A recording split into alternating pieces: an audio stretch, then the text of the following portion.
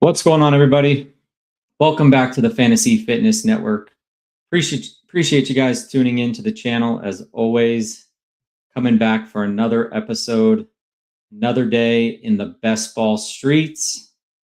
Today, I plan on doing a handful of puppy fours along with my daily dose of best ball mania as we come down the home stretch here. Today is Thursday, August 27th, and we are 13 days, 5 hours, and 58 minutes until 2026 NFL kickoff. So not a lot of time to waste. We got to jump right into it and hopefully build that BBM shipper. All right, let's get going here. I'm going to go ahead and drop us into a puppy 4.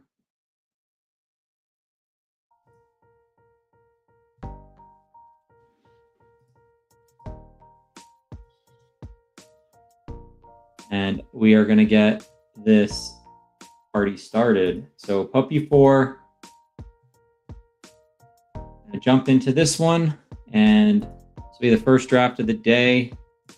Oops, looks like there's a location error. Come on, underdog. I might need to enter from my phone. Depending on how this does, give me just a second.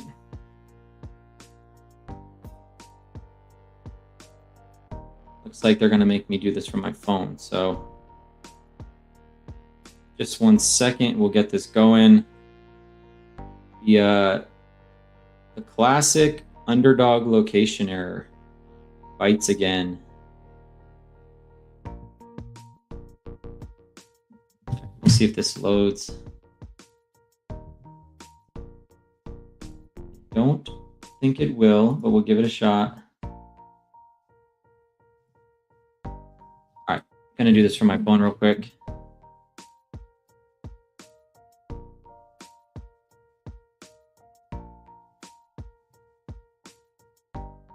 Bear with me for just 1 second here. All right, we're in. I'm going to go ahead and do this from my phone. So we're doing a puppy 4. Let's get into it real quick. I'll do a 10-second countdown. 10, 9, 8, 7, 6, 5, 4, 3, 2, 1. All right, waiting for 4. Back over here.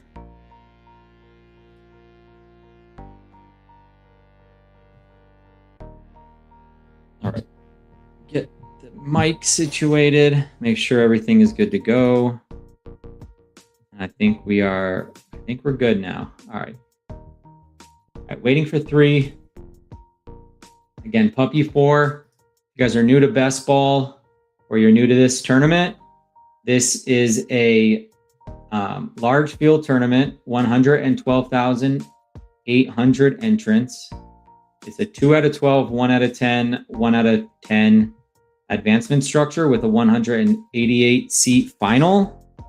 40.7% so far on the fill rate. $100,000 up top.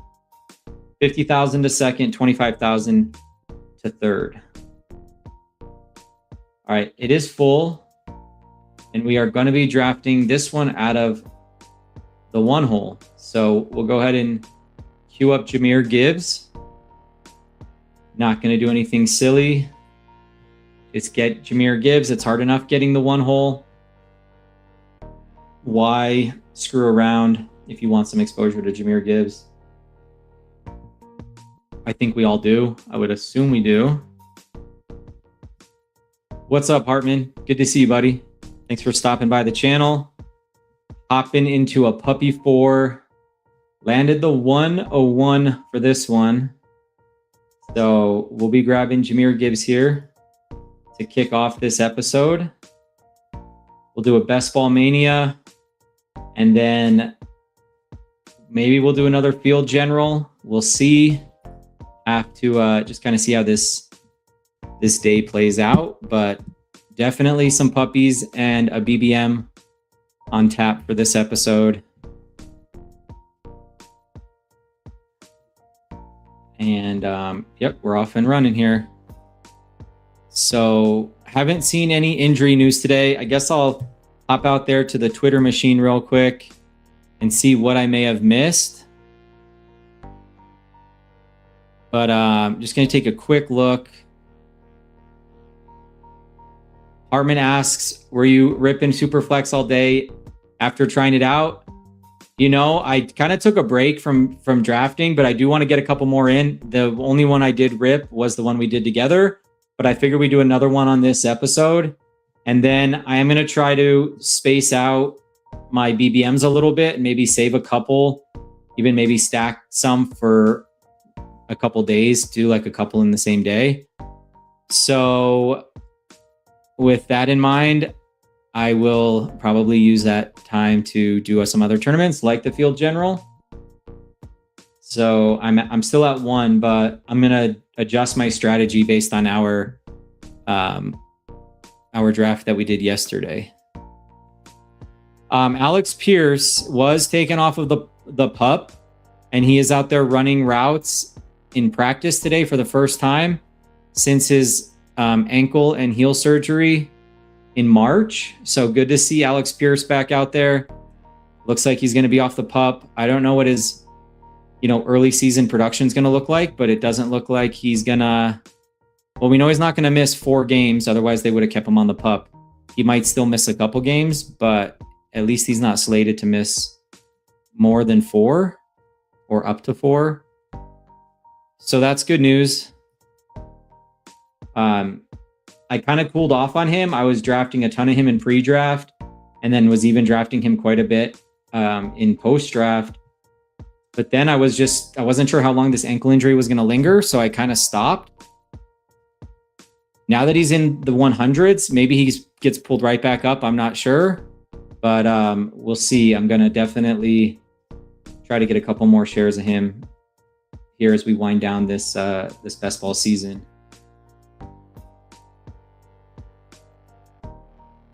All right, here we go. On the clock in just a second. Are we going to get Neighbors at 24? We'll see if Reese 1664 wants to give us Neighbors.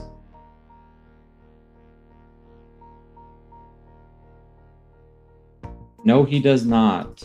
Okay. So we'll go... We're going to go Pickens. What's the deal on that Olave? Okay, he's already back at practice. Good. All right, let's go Pickens. And then we want Olave. We could go Smith or McBride or Love. Those are kind of... Or Rice. I don't take a lot of Rice. I think I'm just going to take Olave. I kind of wasn't clicking him. I don't even know if I have a single share of him in this tournament. So let me take a quick look at my Puppy 4 exposure. Olave. 0 exposure through, I don't know, what is it? I got to check my account. How many Puppy 4s do I have? So 0 Olave through 11 drafts so far. So we'll use this chance to get some Olave. Kind of waiting to see on him, but now that he is, I guess, back in the saddle, back at practice, we'll grab some Olave here at 25. Gibbs, Pickens, Olave. Sounds like a pretty solid start. Feel like these Puppy 4s have been going pretty good so far. Trying to think. Let me see where my draft slots have been. Puppy 4. I have drafted from the 1, 2, and 3. I have not gotten any in the 4, 5, or 6.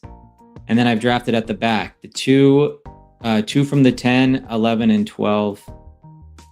And then a couple from the 7 and then 8. So yeah, still no JSN probably in this portfolio.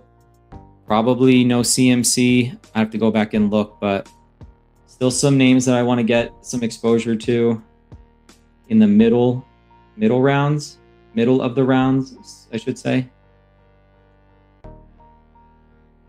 All right, let's look for some prizes on the board here. Let's see where Genty's been settling in. It looks like pretty standard stuff through the first round. I guess McCaffrey at 5 and JSN falls to 6. Lamb gets pulled up to 7 over St. Brown. Barkley, seeing this a little bit more and more now. Barkley's getting pulled up into the first. Henry also goes in the first on this one. Henry, Chase Brown at the turn. You get the Cook Achane start here at 11. Jefferson falls to 15 and gets paired up with Barkley. Now you can get that at the turn pretty often, not pretty often, but sometimes. So we'll see if that leads to a unique build here. He does get Breece Hall on a little bit of a fall. Goes with the double Jets. Waddle up here at 33. I feel like that might be a little early for Waddle, but you know, he's been a riser all summer. Javonte at 30. I think that's the big surprise here in the third round. Otherwise, you know, maybe you could say Kyron at 26, but pretty standard stuff. Oh, and here's Genty. Genty comes off at 18. So middle of the second seems to be. I don't have enough Lad. Hartman asks, how much Lad McConkey do you have?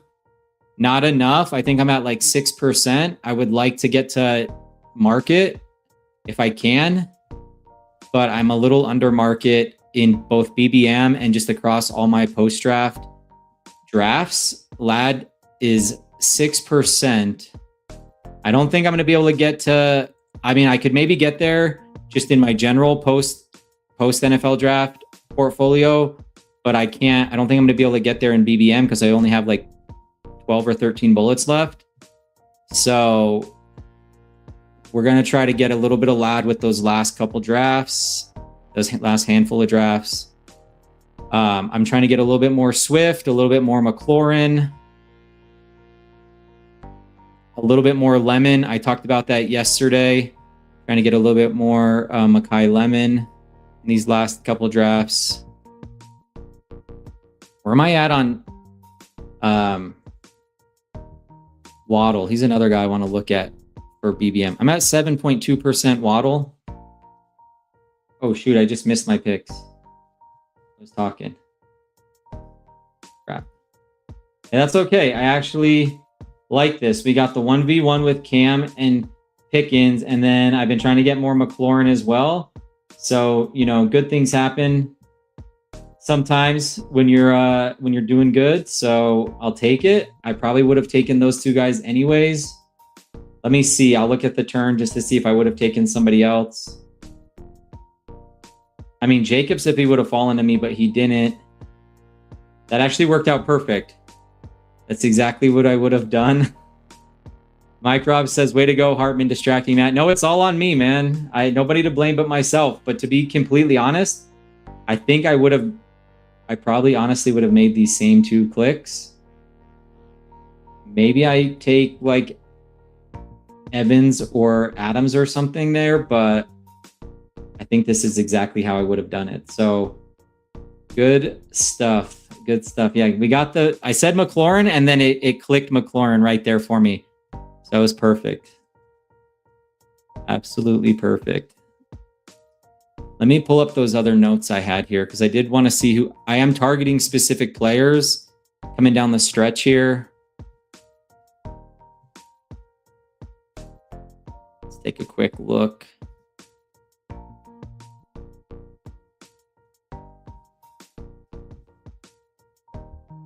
Tank Dell, I was reading up on Tank Dell yesterday after I took him in BBM at 200. And the reports from a reporter from The Athletic is he is like absolutely nowhere near ready to play. I know we play for week 17, but I'm questioning if at all he's going to play this year. They just said, I know we get the clips of him running routes next to Matthew Golden, you know, and, you know, some clips on the practice field and stuff. But apparently Tank Dell is nowhere near being ready to play. So he's on a do not draft list for me now. I just can't make that click anymore. So just putting that out there. It was an article from The Athletic. I read that last night. I was like, oh, you know, Tank Dell at 200. And then I went and kind of did some research on him and I'm like, oh, he's not even going to play. So I'm only at like 2% on him in my entire portfolio, and I don't intend to click him again for the remainder of the season. Focus, Matt. Okay, I'm ready to go. Oh, a Tyler Warren fall all the way here would be crazy. Okay, he doesn't make it. Daniels would be cool because I would get the stack. Yeah, I didn't click him I literally haven't been clicking him. It was kind of like I saw him there in the 200s. I didn't like my other options. And I thought to myself, well, you know, I'll click him this one time. All right, I kind of just got jacked right there. My Daniel stack. So I'm going to do the Jalen Lemon thing. Again, targeting a little bit more Lemon. I like him as a prospect. Guy's a dog. He's a goofy dog, but he's a dog. So Jalen Hurts stacked up with Makai Lemon. We have Gibbs and Scat. Scat 1v1 with Pickens, Olave, and Terry. Feels pretty strong in the wide receiver room. We'll come back and, you know, do some work here in the running back room, and then we have Hurts and Lemon. But yeah, so Ladd, he's at the top of my list. It's funny you bring him up. So I made a list of players to target. Ladd, Terry, Amika, and Tet are guys I want to get a little bit more of. A little bit more Fannin. I'm underweight on Fannin. I want to get a little bit more Fannin. Jadarian Price, Marv, ETN, Swift. Those are guys I'm a little underweight on. I already talked about Lemon. Purdy. And then some guys kind of in the back there, like Jacoby Lane, Black, Lloyd.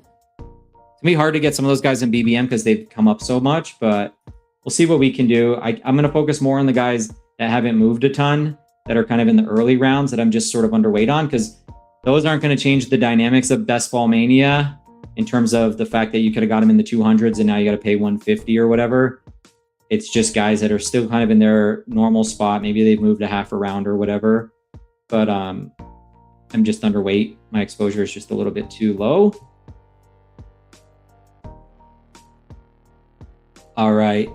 Hartman says, I never understood the Dell thing. People kept hoping he'd return to rookie form, but he played a lot of his second year poorly, and he's undersized and unathletic. Yeah, no, I'm totally with you. I've barely clicked him. That knee injury was just like super gruesome. What's up, Sus? Good to see you in here. It's just such a gruesome injury, multiple ligaments, and undersized, unathletic. Even when I clicked it at 200, I was kind of thinking, should I just go down the board and take like I don't even know who was there, but just anybody, even Surratt, or I don't know. I could think of a bunch of names, but I did it. It is what it is. You know, it's an 18th round click. I don't think it's like the end of the world. And if he does come back, he gets one spike week or something in the most important week, you never know. But I will not be clicking Tank Dell again for the remainder of the best ball season. I wasn't clicking him a lot to begin with, and I'm not clicking him again. And I advise the same for you guys as well. Unless somebody can make a convincing argument otherwise, which I think you're going to have a hard time doing, don't click him.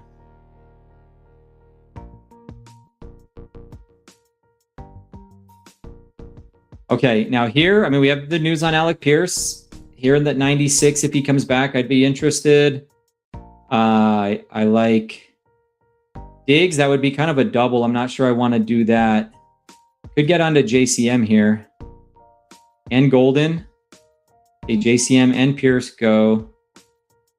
We have Golden and Chuba and Mason. I think I'd be fine with any of these guys. As well as Pittman and Dart and Pitts. All right, what do we want to do? All right, we want one of these running backs. Normally I'm clicking Chuba over Mason, but I could go either way. Maybe this time I'll just click Mason. I think it's fine at this spot. Little expensive, but the similar profiles. Neither of them catch passes. Neither of them are on great offenses. And then I could go Dart to kind of stack up with Cam here, or we go with Matthew Golden. Let's go Dart, because I can always get, I have Pickens, and then I can get like a Malachi Fields or an Isaiah Likely or something like that. I don't click a lot of Likely, but maybe I click him here. So Hurts and Dart could stop at 2 with those guys.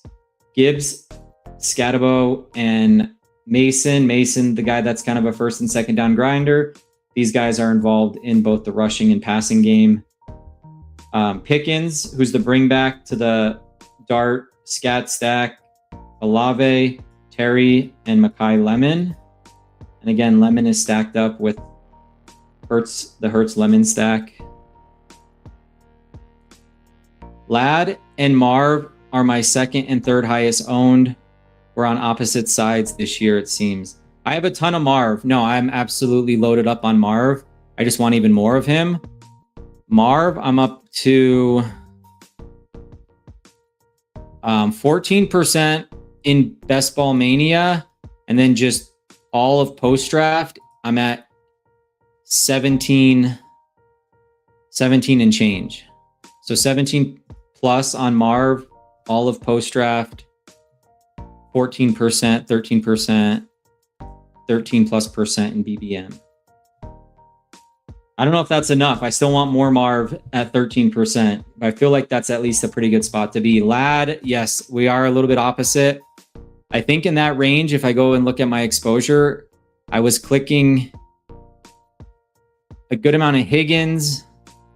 I was clicking Zay in that spot. I was clicking a little bit of Garrett Wilson there. So yeah, I just didn't get enough Lad, but it's a mistake, and I need to correct it. The first thing is recognizing that you have a problem. The second thing is correcting your problem. I have a Lad underexposure problem.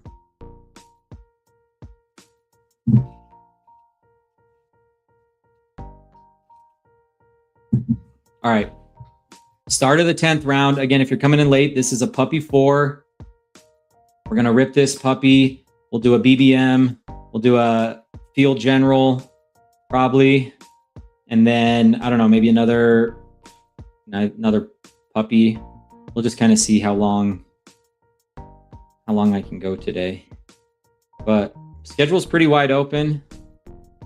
I'm in between contracts for software development. So normally I have a contract, but my contract just ended and I don't have a new contract yet. So I'm turning it into best ball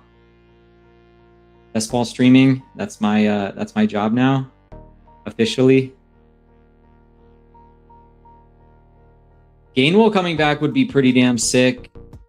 I also wouldn't mind grabbing like Kelsey here. Gainwell and Kelsey, that would be kind of cool.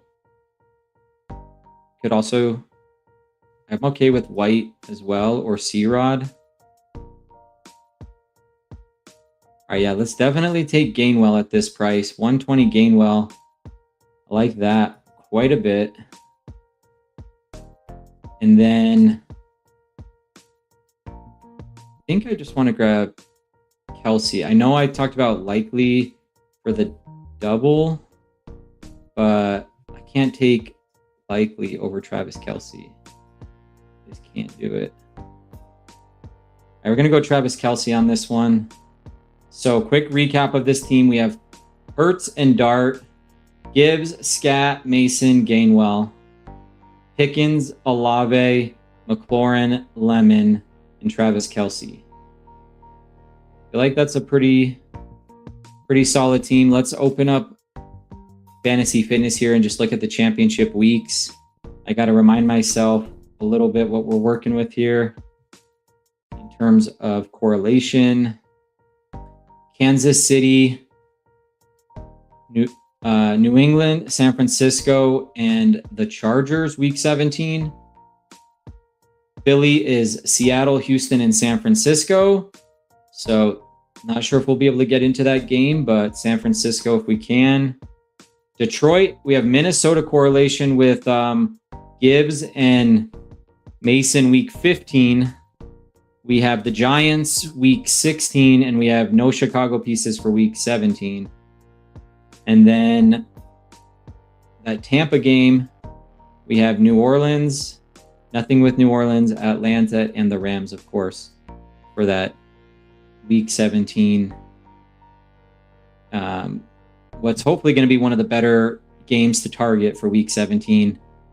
I would argue that that's a good one.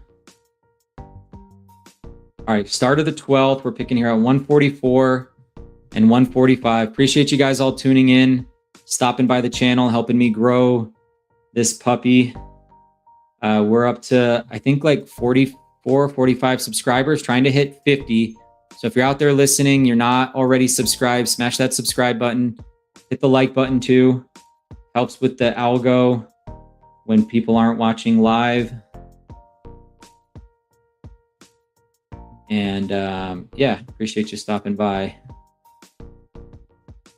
All right. Sit tight over here. Let's see what's cooking. This would be a good spot maybe to get Juwan Johnson, although he's become kind of a staple here in the 12th. I don't see him come back to this spot anymore all that often. With the Tyson news, he seems to have climbed up and going in the 12th now. See, there he is. He's off the board here at 136.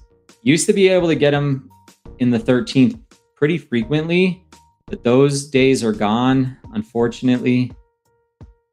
He's a right side board kind of guy now, not a left board guy. Andrews has done kind of the opposite. He used to have an ADP of like 123, 124. Now he's falling. I think this is appropriate. I mean, he's older. He's very touchdown dependent. The yardage isn't there anymore. I was always kind of taking Goddard over him. I'll still click him on occasion, but I don't know. He's definitely, I think, priced more appropriately now. Ends up going here. We could get some Jacoby Lane. We could get Trey Tucker, Marshawn Lloyd, Jonah Coleman. Just trying to think. Maybe we take Chig first. And then I can think about this. I think I want a wide receiver.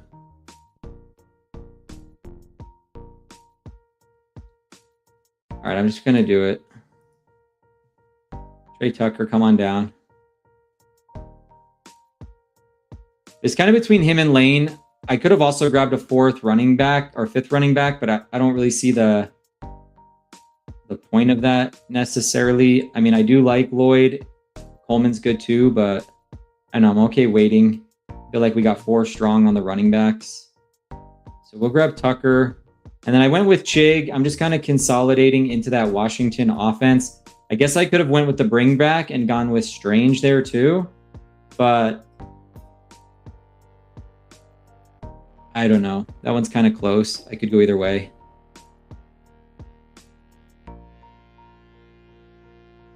Guess I could have also pulled up like Jalen McMillan there. That would have been an option. All right, quick recap. 2-4-5-2. We have Hurts and Dart, Gibbs, Scat, Mason, Gainwell, Pickens, Olave, McLaurin, Lemon, Tucker, Kelsey, and Chig. Feels like a decent team.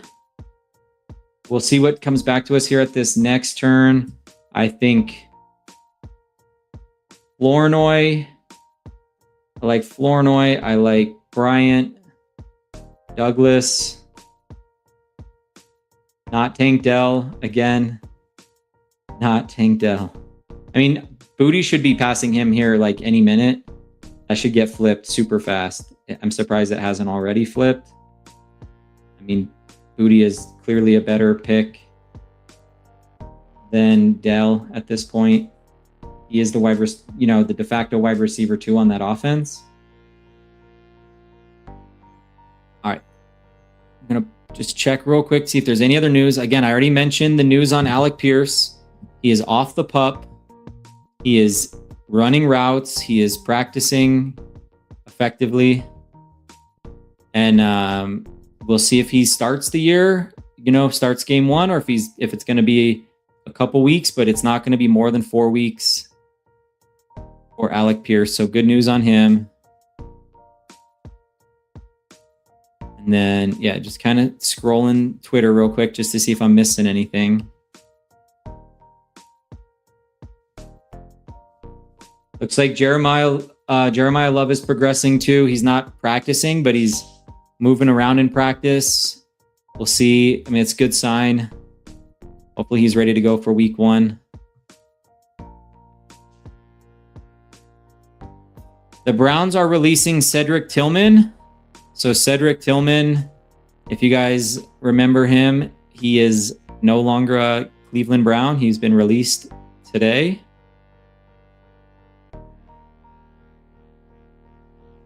He had like a 3-game stretch, and that was about it when Jameis Winston was playing, where he looked like he could be something, and then he wasn't.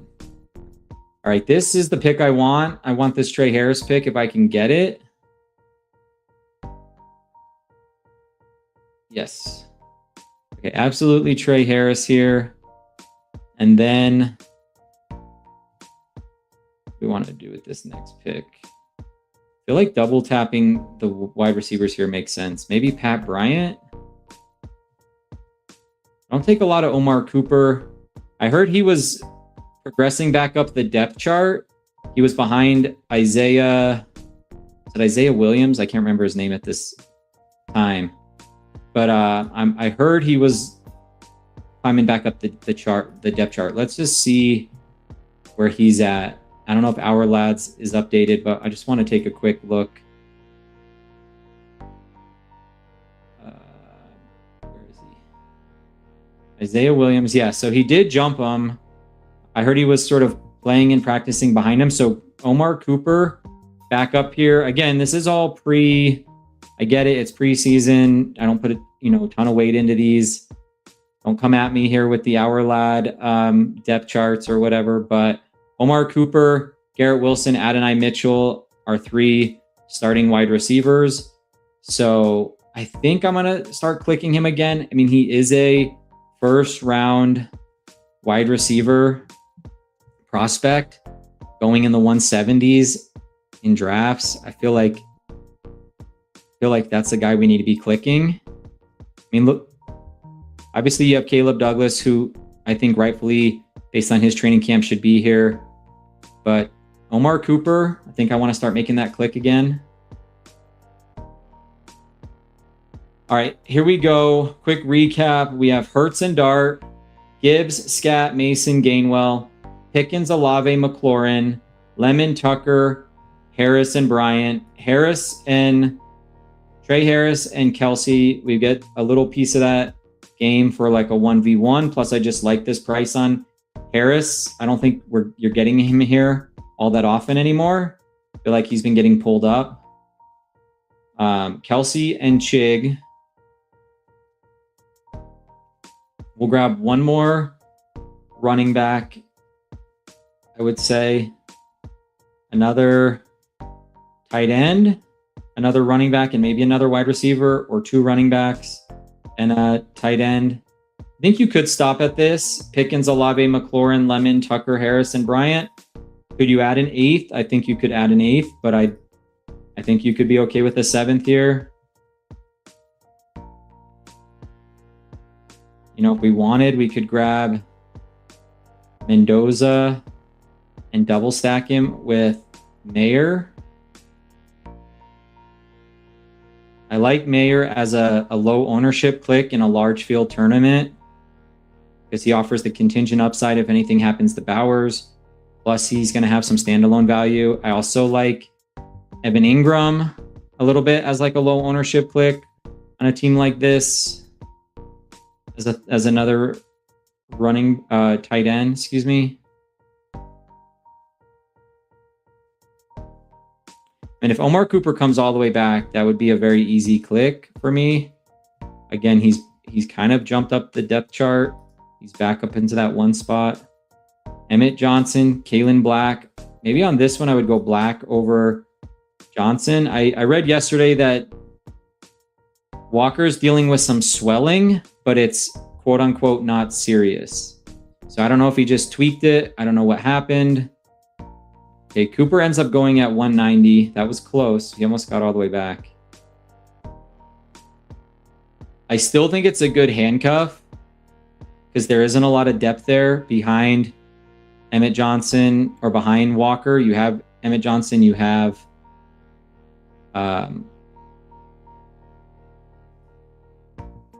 sorry, what's his name? Rashard Smith. I'm going to go Black on this one, though. And then I grab Ted Hurst. I like Ted Hurst a lot as a potential X, starting X. We'll see.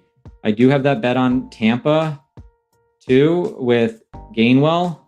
And I like targeting that game. I know I don't have any of the Rams pieces, but I do just like Tampa's Week 17 matchup. That could be a shootout. And then I would probably end this with Michael Mayer if he's there, or Evan Ingram. And I guess Colby Parkinson, can't forget about him. He's a bring back to those Tampa pieces.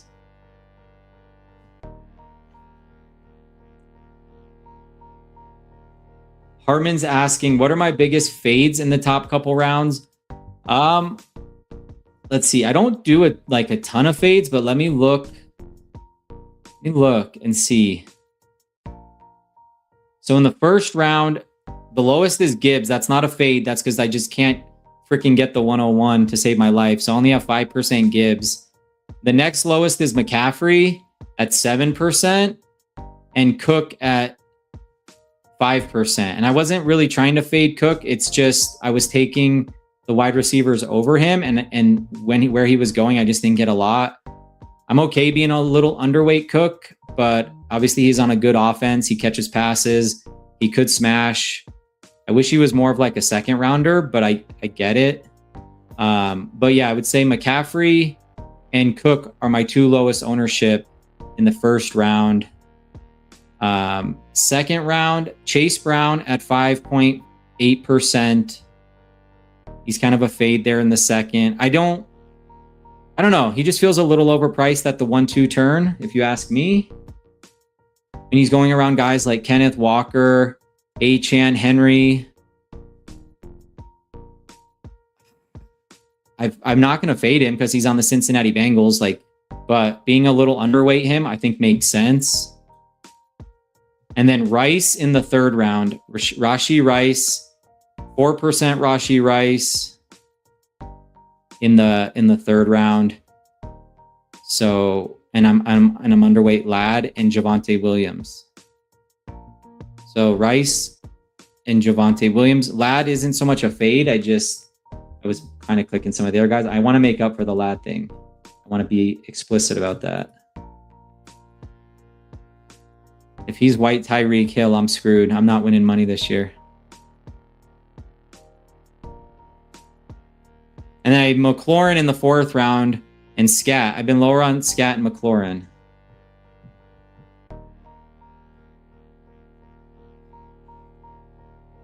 But trying to get a little bit more of those guys.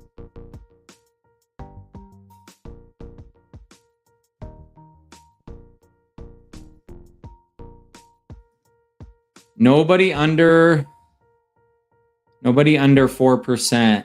Rashee Rice. Yeah, Rashee Rice, 3.6%. All right, let's go.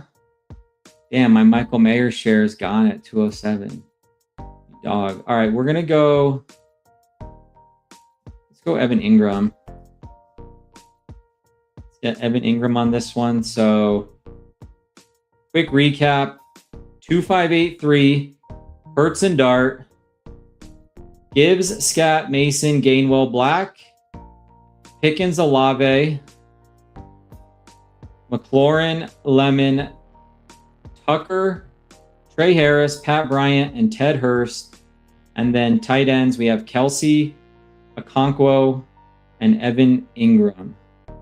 I could have gone for Parkinson and taken the bring back, and Mayer went at 207, so wasn't able to get some Mayer. This guy went Mendoza to Mayer. I like it. Like it a lot. All right, so that's the puppy in the books. I feel like it's a pretty balanced team here. Maybe a little light. Let me go back to it. Maybe a little light at running back, but we did go kind of two in the first 50. Came back and got Mason. Gainwell on a good offense. I think he's going to be spiky, but he's going to have his weeks. And then Black, more of a pure handcuff here to CMC. But if he is the RB2, I think that's you want CMC's handcuff or backup. So I think that's a good click. And we have the Hurts to Lemon stack. So if for whatever reason he is playing that week, we have a bring back. We have Pickens, who's a bring back to the Scat Dart stack. Olave, who I think is just a good click. Terry, same thing. Lemon, Tucker, Harris, Bryant, 1v1 Bryant and Tucker. Well, it's actually 2v1 because we have Evan Ingram on this one, Pat Bryant, and then Trey Tucker week 15. We have the 1v1 with Harris and Kelsey. And we got Harris on a fall here in this one at 168. And then Ted Hurst kind of consolidating into a high pass volume offense in Tampa, where they throw the ball 30 plus times a game. We look at Baker, Mayfield. Let's look at what he's averaged as a passer. I think it's over 30% is his attempts per game. 31.9 was what he averaged last year. He's averaged 32 for his career. Averages 20.2 completions, well, 20.3 for his career. 230 yards, 1.6 touchdowns per game. Got his interceptions down last year. He averaged 0.08. He got it down to 0.06.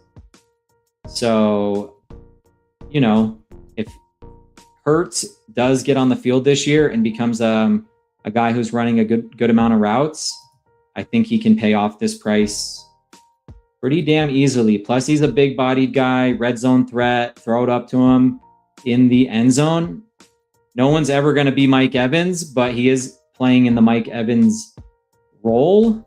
So even if he's 50% of Mike Evans, then he's going to pay off that price. All right, let's give a quick shout out to the sponsor. Just 1 second here. And then we're gonna make our way over to the BBM streets. I know Underdog is acting up, so anyways, are you guys ready to dominate your fantasy football leagues and your health? If so, you need to check out Fantasy Fitness. Fantasy Fitness has all the latest fantasy news. Like I said, you don't need to go to 5 different news sources to get your fantasy news for the day. Wake up, get your cup of coffee, come out here to the news center. You get all the latest fantasy news from 5 different news sources. When you find an article that interests you, you click on it and it takes you right out to that website so that you can read on it. We have some news here. Packers are adding Jonnu Smith on a 1-year deal. So I missed this earlier. We have Jonnu Smith. He's 31. Again, he last played with Pittsburgh. He signs a 1-year deal here with the Packers. So just an example, you get all the latest fantasy news, player and team metrics, and you get to integrate your rosters if you're playing on Sleeper, FFPC, or Yahoo. And then as for your personal health, You get to track your diet and exercise habits, send challenges to your friends and family. You get your own personal AI trainer. You get access to a exercise video library that has pretty much any exercise you can imagine under the sun. So, you know, helps you get in shape, stay in shape. I also have a nutrition lab that I've built for you guys. This gives you access to a food encyclopedia. So figure out what your guys are putting in your body. Make sure you're eating healthy. You have this tool that I built called Save My Food. You go out to your kitchen or your fridge, take a picture of something that you need to cook or is about to go bad. Choose a cuisine type that's of interest to you today. Maybe you want to eat Japanese. Maybe you want to eat Italian. Maybe you want some French or some Mediterranean or some Vietnamese. I don't know. I like to mix up my cuisines. I don't want to eat the same thing over and over again. Take a picture of it or describe it right here. And then what it's going to do is it's going to return 3 recipes, 2 like meals and 1 dessert. If you know, if it's chicken, I don't know if I have dessert for you, but it'll return up to 3 recipes that includes that food and helps you eat healthy. Those recipes then go into a community cookbook. You can then come out here to the community cookbook, search for different recipes, smoothies, whatever it is that, you know, you're feeling.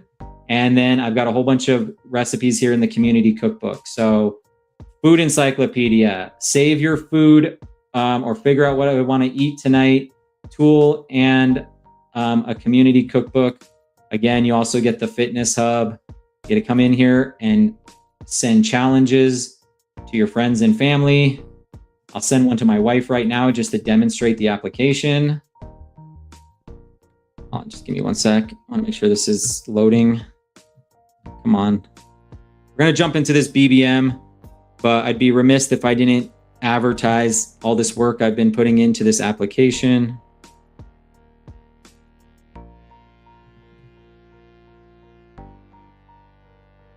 I'll send a challenge to my wife. I'm gonna have her do, I don't know, 100 jumping jacks today and go for a 30-minute run.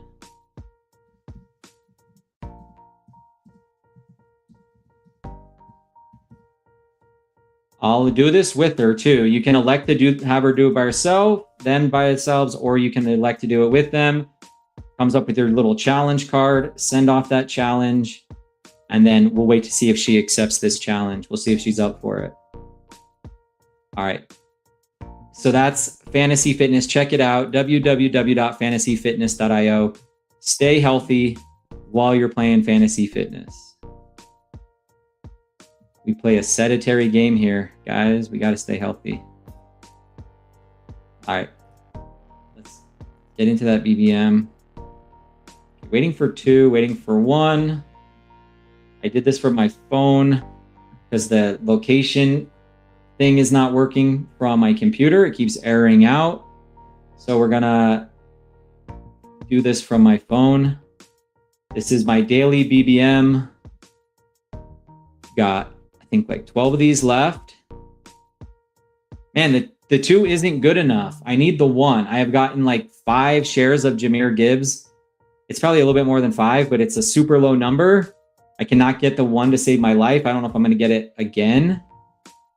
I need some Jahmyr Gibbs in my life. Maybe this guy, he's a no badge. Maybe he's an Atlanta fan and he clicks Bijan. I highly doubt it, but I'm trying to get some more Gibbs, man. It's just not happening. I'll take a Bijan. Not going to complain about a Bijan, but I guess I am going to complain because I'm doing that right now. Damn it. Give me some Gibbs.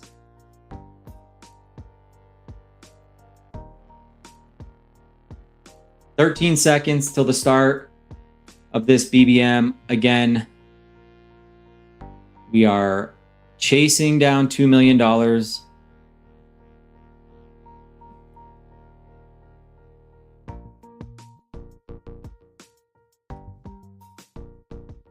Of course not. Okay, we'll take Bijan. It's fine. Get some Bijan in Best Ball Mania. I can't complain too much. Another way you can use this feature too in the championship weeks is you can kind of, as you're going along, it's a little bit harder, but you can kind of, I took Atlanta, so now I can target, I can just filter, and you can multi-filter, so you can pick the teams. Let's say I take Holston Loveland, right, next. So I can kind of just come in here and kind of set up the teams that I have, and then kind of look across the correlation. I don't tend to do that. I just, you guys see me scrolling up and down a lot, but that's one way to do it. And then when you're in between picks, you can come in here. Let's take Chicago off because I don't have them yet. But we have this one, and I can look ahead and say, okay, I've got Bijan. Here's the ADP for these guys. I can kind of see how I might be able to get, okay, I want Bijan. I'm kind of in a range where I might be able to get Gainwell at 109, Tyler Shuck at 126. And then when you're back here, again, there's a little back and forth. It's not like a perfect system, but you can kind of piece it together once you learn the board, because, like most of us, we're degenerates out here. We kind of know the board at this point, but until you kind of learn the board, you can kind of use it as a mapping tool to look ahead and see where guys are going, their respective ADPs. I update the ADPs every other day, or it should be updating every day. Every other day, I should say. Have it on a schedule. Let's see what comes back to us here, though.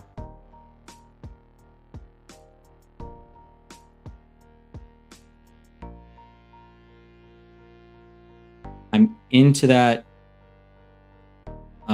lemon. Remember, I got to pull up that list of guys I want. I'm not really in a good spot to get LAD on this one, unfortunately. So my LAD exposure, unless I want to pull them all the way up to 26. Okay, Jarquez Hunter. Hartman says Tutu Atwell is back home. And what he means by that is Tutu Atwell is coming back to the Rams in exchange for Jarquez Hunter. So Jarquez Hunter traded to the Miami Dolphins in exchange for Tutu Atwell.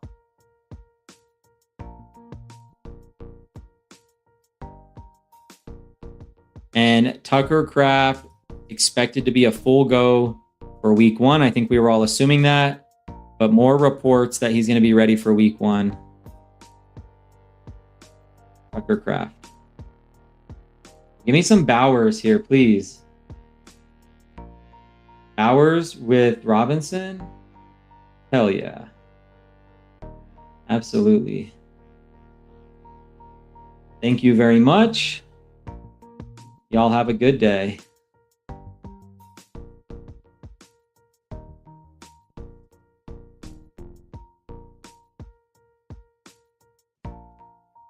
And I was going to say London there in the third would have been really good. I don't know if I want to click neighbors here. I'm kind of tempted to just grab Jeremiah Love. Again, I'm playing for week 17. It's correlation with Bowers and Love, but we're getting it with Bijan. So it's kind of a fun pairing here. So we're going Bijan and Love, and then Brock Bowers.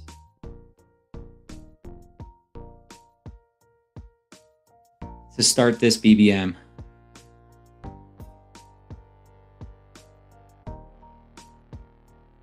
So that's an interesting trade. Tutu Atwell coming back to the Rams. I don't know. I don't think he's going to have any fantasy value, if we're being honest. I mean, I'm not going to click him in best ball, I don't think. But interesting trade. I guess it's probably maybe more interesting on the Jarquez Hunter side. He could maybe take over the RB2 role if they're not happy with Ollie Gordon, So maybe he slots in as Achan's backup. I thought he was a decent prospect coming out of Auburn. I think he was a 4th rounder. He came off the board after Scat and Tootin. I think it was in the 4th round. So, the Rams had some high hopes for him. I guess it's just not going to work out there. They're happy with Corum and Kyron. So, I don't know. It's an interesting trade. maybe you hold on to him in Dynasty if you got him on any of your Dynasty leagues, or pick him up off the waiver wire if he's sitting out there on the waiver wire. Grab some Jarquez.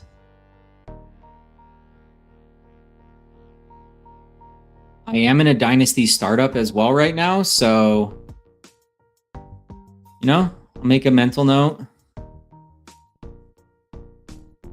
But Luther Burden's also back at practice today. That's probably something worth noting. Luther Burden was out with the, what was it? Was it an ankle? I can't remember at this point, but he's back at practice. Need some wide receivers, though. At least one wide receiver at this turn. Hopefully. Maybe two. Like to come out of here. I mentioned I needed some more McLaurin. Maybe this is my chance to get him.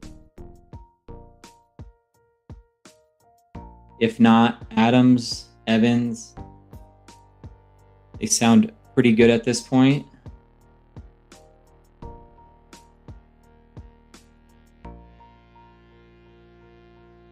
Like that price on ETN. All right, we're going to grab Adams first.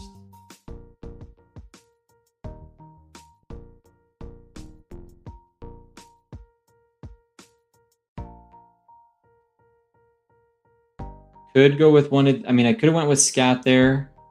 I think that would have been reasonable.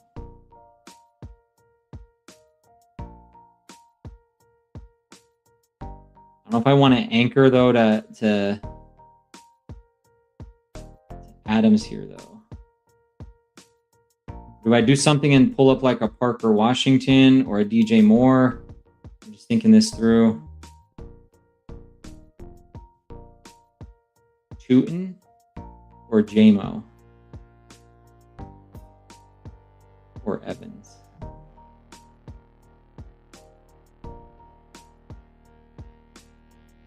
I'm going to go Evans. I'm going to go with the vets on this one. I like Evans as a possible 1v1 to like Makai Lemon. Again, I'm trying to get more Makai Lemon. And if I can get like Lemon and Hurts at this turn, I've been doing that a lot. I don't even need to get Hurts, but I want to get Lemon. And so Lemon 1v1, if I can make that happen, I think that would be kind of fun. Get a rookie to kind of go along with these older vets. Could have went JMO there too, but I don't know. Fine with these guys.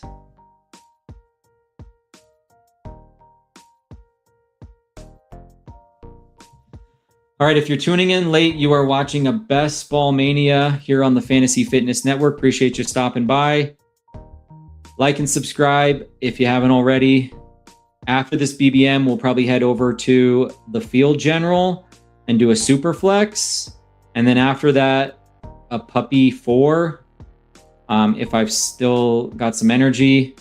So stick around if those are tournaments that are of interest to you, or go and do your thing and come back if you got other stuff going on, but you want to watch one of those other streams. Again, Field General, Puppy, and this is a BBM. And we went Bijan Robinson. We got Bowers at 23. Came back and got Love at 26. And we get the 1v1 correlation here. Adams at 47 and Evans going with the old Wiley vets.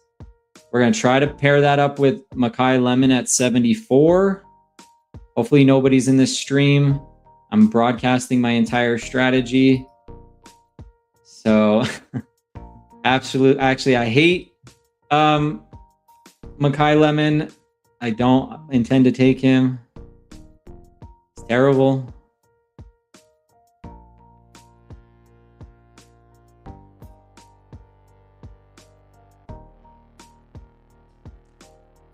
All right. No, in all seriousness, that is probably what I'm gonna do. When did McLaurin go on this one? See, that's the problem with McLaurin. Every time I want to take him, he's off the board. This guy pulls him up to 43 and then stacks him with Daniels. We have Ramadre at 68, Warren at 69. Hendo, holy smokes. Henderson at 70. The fall is real on that guy. That fall is real. All right, let's go with Hertz. And we're going to try to get this lemon piece. I hope this dude doesn't jack me.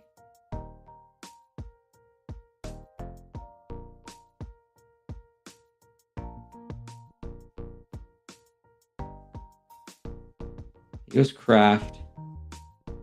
I'm all in on lemon now. I waited too long to get my shares. But with Evans as a bring back, and then we get Hertz to lemon, Evans bring back, Bijan and Love. Feel like we're fine there. We can come back and get like a Gainwell to go along with our Adams. I love targeting that game. We're into this Philly-San Francisco game. We're into this Arizona-Vegas game. These are all games that I've been interested in targeting. I also like the Washington-Jacksonville game a ton and the Atlanta-New Orleans game. So I'm into all the games I like on this particular one. And we're just going to build a banger and take down $2 million. That's the name of this episode, the $2 million takedown, building the BBM7 shipper. You're watching it live right here on the Fantasy Fitness Network. History is being made, folks.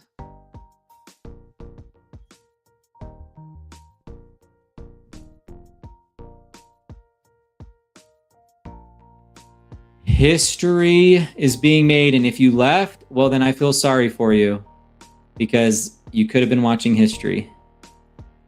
And instead, you went over to watch an ETR episode or Peter Overzet or the Ship Chasers, and you're going to regret it. That's all I'm going to say. You are going to regret it.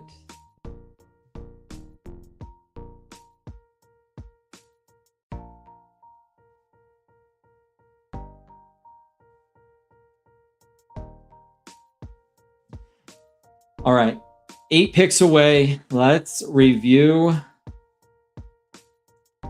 the board. We're going to see where some guys went off. Let's get these 2 picks in, and then we're going to review the team, and then we're going to look at the board for just some surprises. 88, Tony Pollard. 86, Tony Pollard. That's one. Obviously, we had Hendo at 70. That's another one.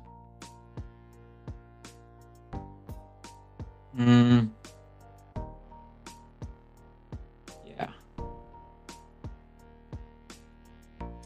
Yeah. Right, here we go. 3 picks away.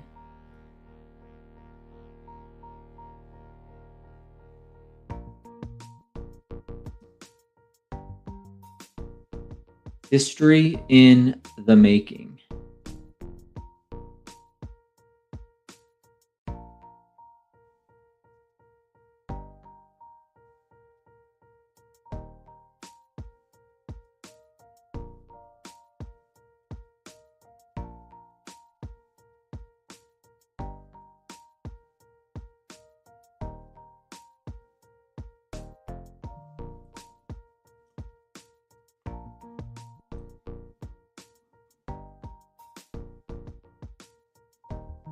And let's go Matthew Golden, or do we go Alex Pierce here? Alex Pierce. And then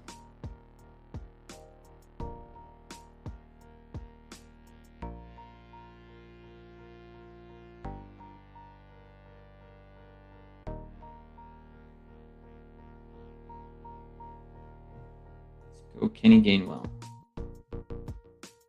Kenny Gainwell as our third. Could have went Chuba or Dobbins, but I'm happy with Gainwell. Pulling him up a little bit. We have Jalen Hurts, Bijan, Love, and Gainwell. Adams, Evans, Lemon, and Alec Pierce. And then Brock, Mother, Truck, and Bowers here. Holding it down in the tight end room. It's a 1-3-4-1 build structure. I think we're in good shape in all three rooms. I don't see any major holes. We've got some correlation for week 17. Grabbing a little bit more Alec Pierce here. Could have went Golden there or Pierce. Golden is going up against the Cleveland Browns, who are pretty damn horrible on defense. And Matthew Golden has to go up against the Houston Texans. So could have kind of gone either way there, but I do like the idea of grabbing Alec Pierce.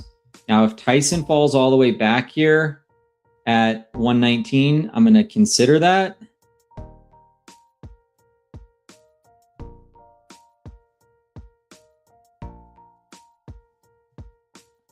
Did think about grabbing Brock Purdy there too, but maybe he comes all the way back. Those would probably be my first two clicks.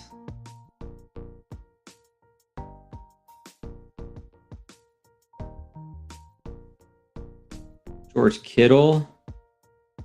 Did Purdy just go? Purdy and Tyson both go back to back there at 108 and 109. 9? Let me see who the Colts are playing. I need to remind myself. Tennessee, Cincinnati, Cleveland. Tennessee, Cincinnati, Cleveland. Got it. Manungai, Chicago. Remind myself of the Chicago pieces. Buffalo, Green Bay, and Detroit.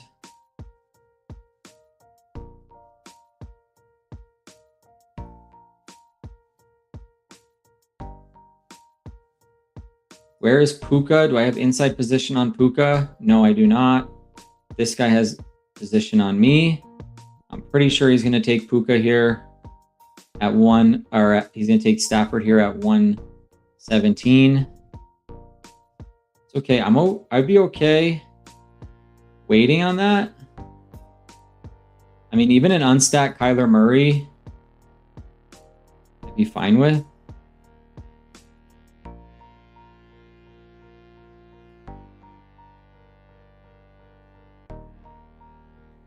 Yeah, I mean, if you want to give me unstacked Kyler Murray here, I'd be cool clicking that. Let's do that. And then we could grab, I like C-Rod here.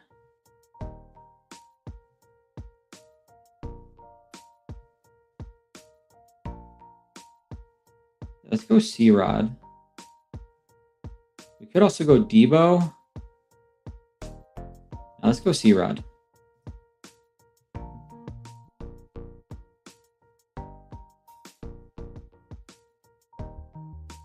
All right, here we go.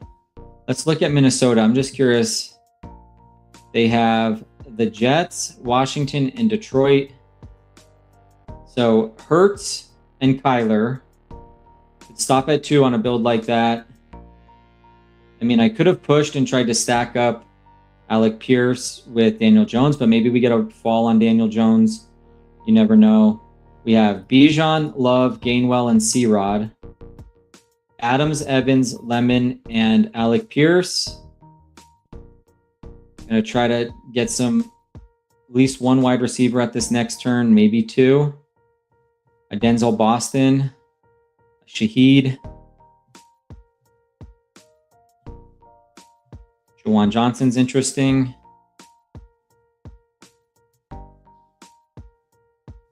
Trey Tucker, of course. Jalen McMillan, Dontavian Wicks. We're going to have some options. Again, appreciate you guys all tuning in. You're watching a Best Ball Mania here on the Fantasy Fitness Network. This is the second draft of the day. I'm going to come back with a field general in a little bit.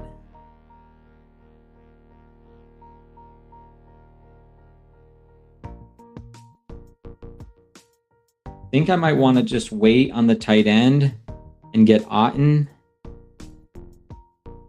later and focus more on this wide receiver room. I feel like that's the weakest room. Double tapping wide receiver here. Unless, of course, like Goddard comes all the way back, then I would definitely consider that.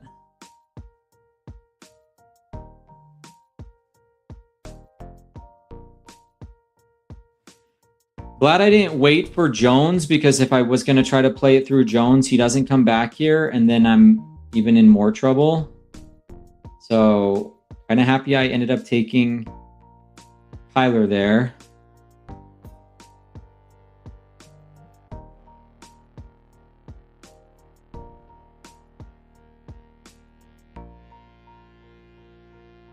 Let's go with Boston. I think Boston's a great click here. He's our 1v1 with Alec Pierce. And then it's kind of between Tucker, Jalen McMillan, and Juwan Johnson here.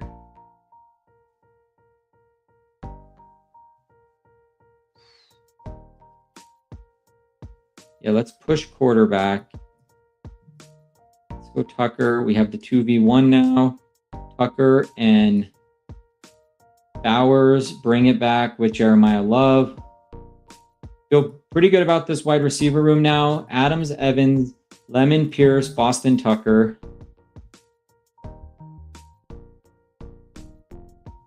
We have in the running back room, we have Bijan, Love, Gainwell, C-Rod.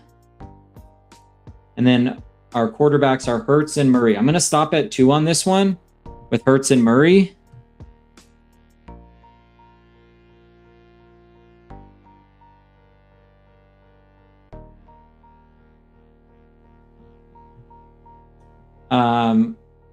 That just feels like a stop at 2 kind of room. Maybe, I guess if you get a super late Mendoza, you could tack it on, but certainly doesn't feel necessary. Bijan, Love, Gainwell, C-Rod. That feels good. We probably add one more. Adams, Evans, Lemon, Pierce, Boston, Tucker. So we want 8 in that room.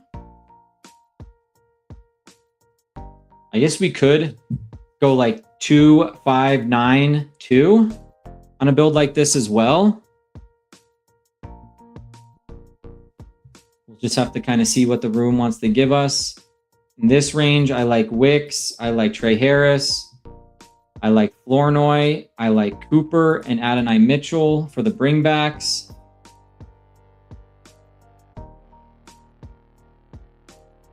Yeah. And then, of course, I do like Samson. Y'all know I like Samson. Samson. I don't need any more of him, but I certainly do like him. And Jawan Jennings isn't a bad click, too, as a bringback. Like, we could just go, like, Cooper and Jawan.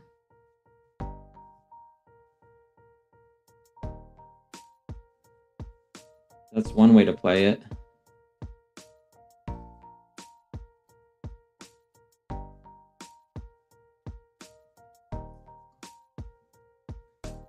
Where are we at here? I just want to look at San Francisco. Yeah, I think Trey Harris would be top. I think I would even take him over Wicks because I think, I don't know, I have the lemon piece. I don't really need Wicks on this one. I might actually pass on Wicks or other pieces, potentially. Trey Harris does go. As does Hawkinson. Ooh, Chig all the way back here would be fire.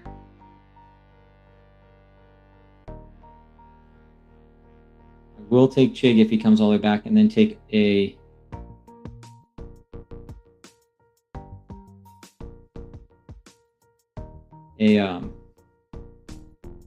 Or do I want him, or do I want to try to get...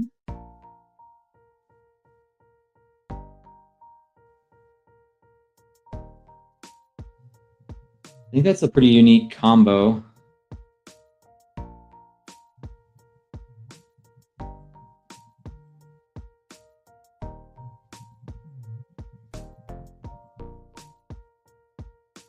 Okay. I want to go with the rookie upside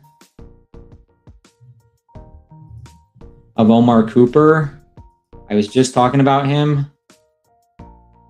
Every good team has one or two rookies.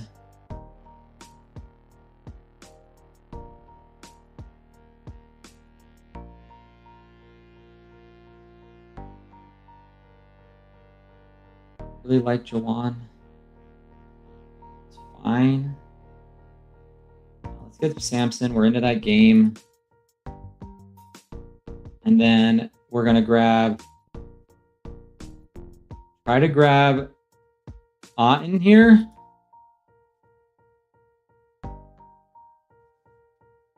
And Ted Hurst. Well, I don't need Ted Hurst necessarily, but I wouldn't mind him. I guess maybe there you go, Jawan Jennings, potentially.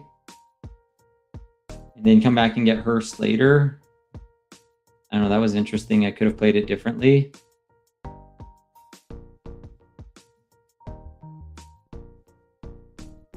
don't know how much I trust Jawan Jennings, but I guess he would have been a little bit of a stabilizing force.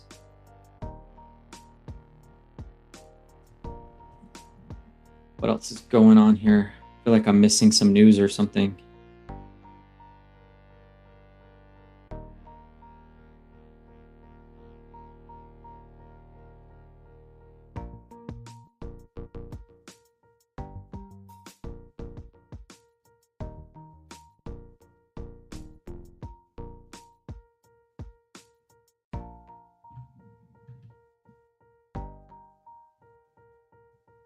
All right, let's take a look at this board. We have 3 more picks left. We're on a 2-5-7-1. I want to get a tight end and 2 more wide receivers, I think. That's how I want to end this. 2-5-9-2. Oh man, Otten goes there at 184. That stinks. Let's see what other tight ends will be up here for us. I think Freiermuth is the guy I would click next if he's there. If not, we could be into Charlie Kolar on this one, folks. Eli Raritan could be a low ownership click, who's looked good in practice, as could Elijah Arroyo. I may have to double that. We'll see. Open for Pat here.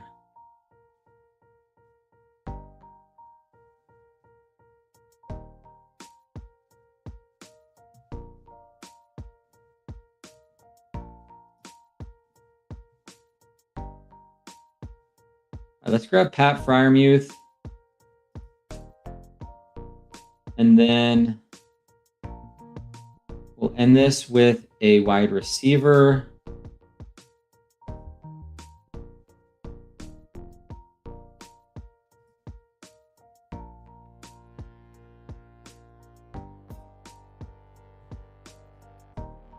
Is 3 rookies too much to go win BBM? I don't normally take 3 rookies, but I think we're going to do it on this one, or I go Tesla. Looking real quick here.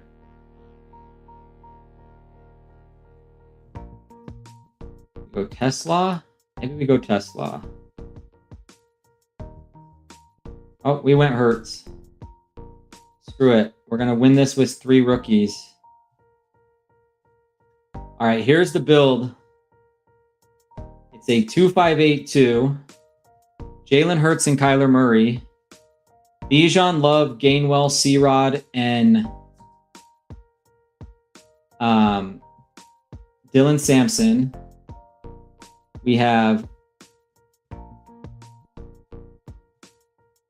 Devontae Adams, Mike Evans, Mekhi Lemon, Alec Pierce, Denzel Boston. Well, this is 4 rookies. Holy smokes. Yeah, I should have taken Isaac Tesla there. I didn't realize I was loading up on 4 rookies. That's the first time I've done that. Adams, Evans, Lemon, Pierce, Boston, Tucker, Cooper, Hurst. Probably should have taken one of the more established guys there, but we're rolling with rookie upside here. First and second round rookies. Then we have Bowers and Pat Fryermuth. So teams loaded up with rookies. 2-5-8-2 on this one. And that's going to conclude our BBM. Maybe we have a shipper here. We'll just have to wait and see what happens.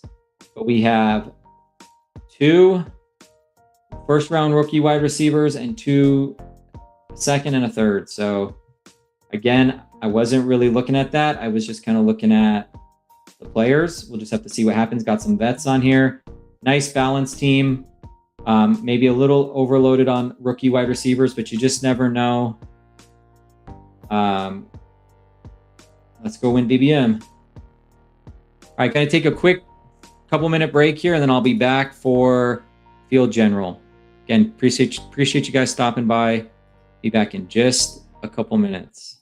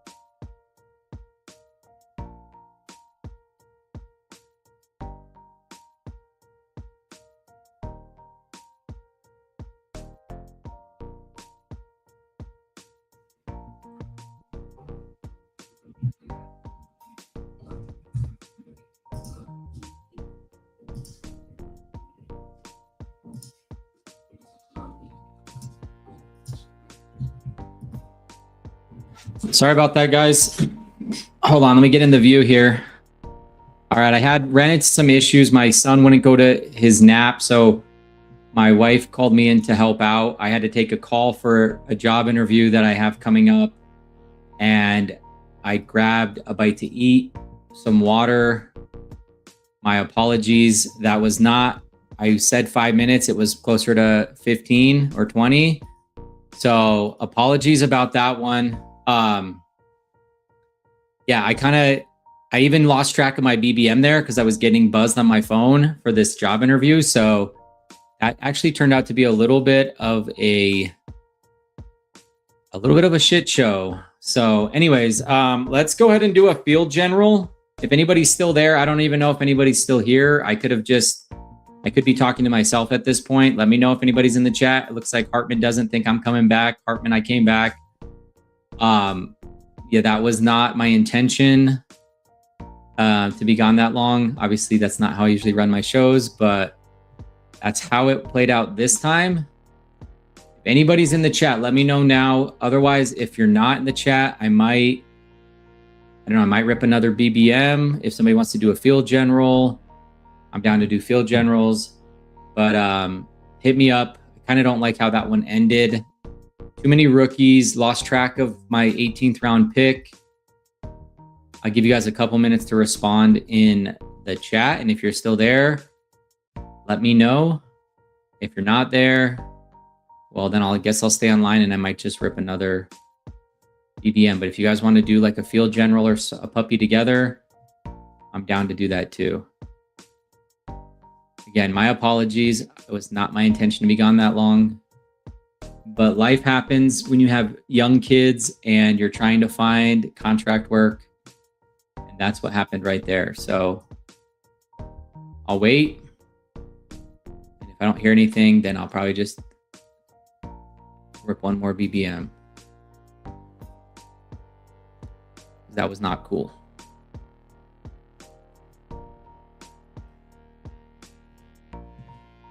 Okay. Well, here we go. Screw it.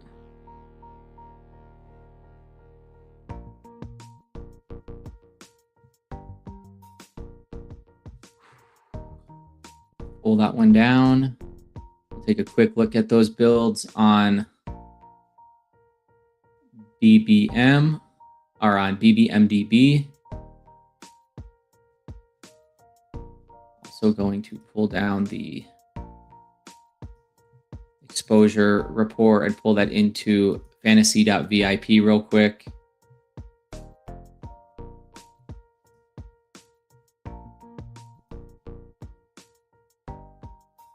Let's take a quick look here at my exposure report.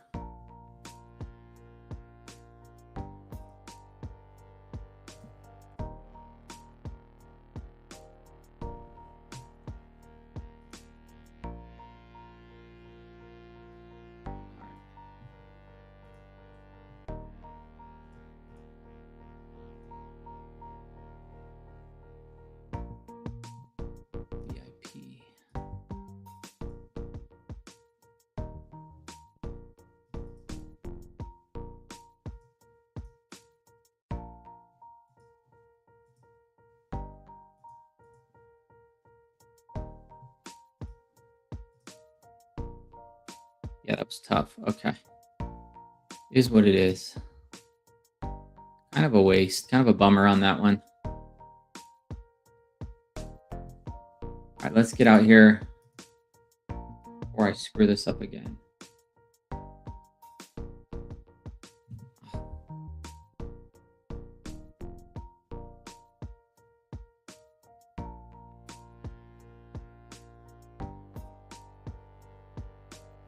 Quite annoying. Okay.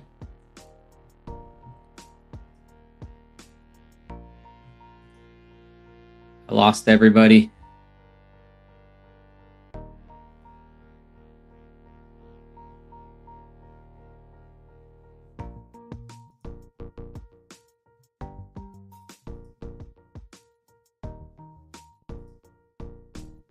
right, we entered another one. Nobody's out there, so I entered another BBM. We're going to rip one more today. I was going to move over to the other streets, but I lost everybody when I took off. So we are going to do another best ball mania.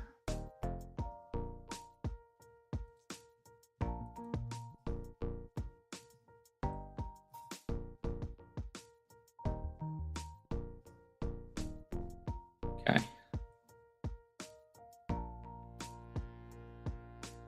Gonna go late QB on this one or later. Gonna try to push. Want to get some builds where I'm not taking the QB so early. Feel like that's something I want to. I've gotten enough exposure on the guys I want. Now I want to kind of push for some later QBs where I don't pick until pick 100. Something I want to try to do to mix it up.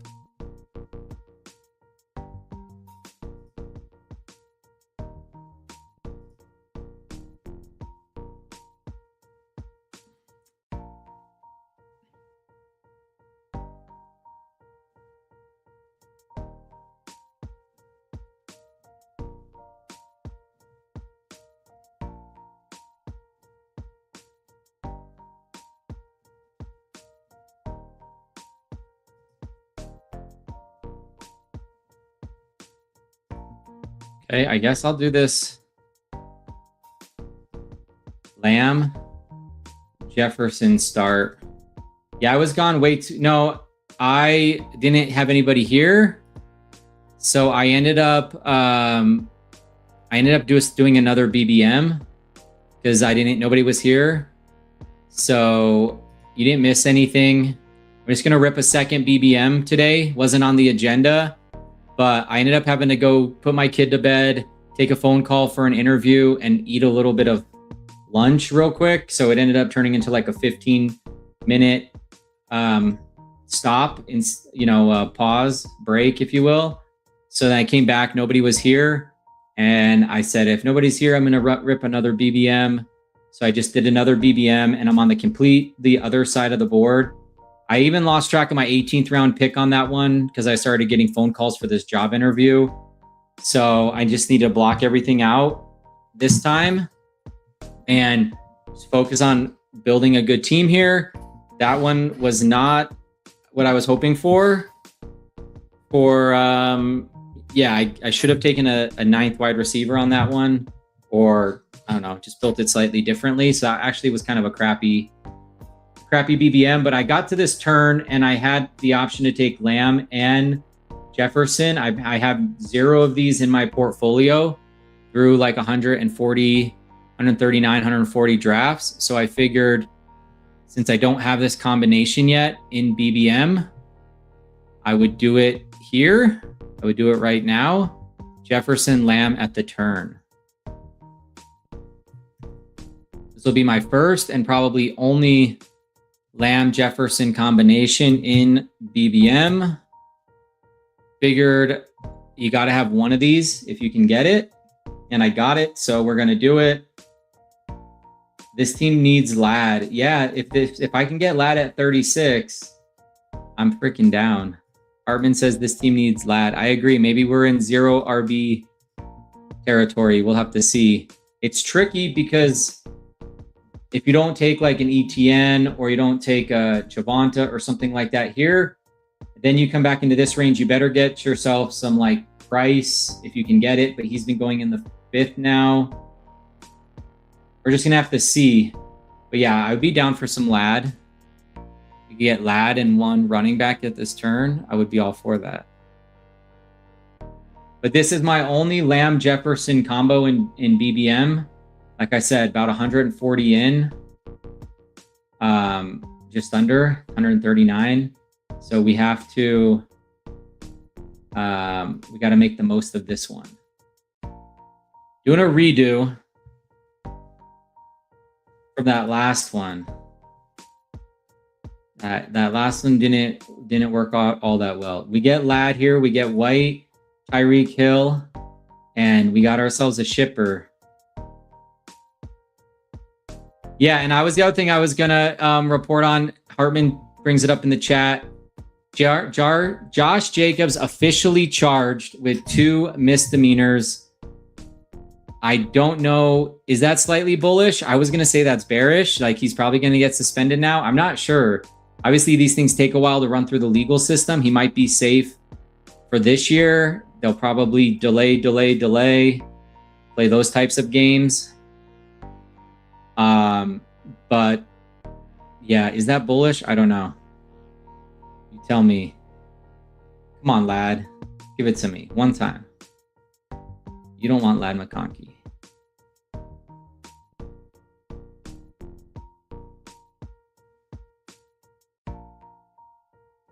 See, I just can't get this guy. All right, we're going to take... I feel like I need to get one running back here. And I don't know if I want to take Jacobs now with the news. So let's take ETN here. And I'm going to decide what I want to do with this other pick. Do I pull up Swift? Is that too pricey for Swift? Do we take Higgins or Amika or Garrett? Garrett provides that immediate 1v1 with JJ.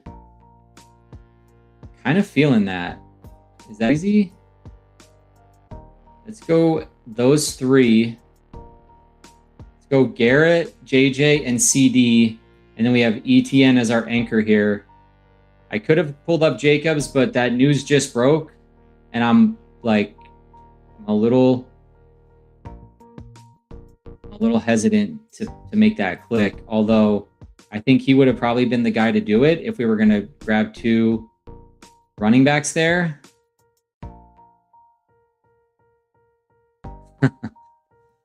Hartman says Jacobs initially charges included felony strangulation, so I'd say it's a win.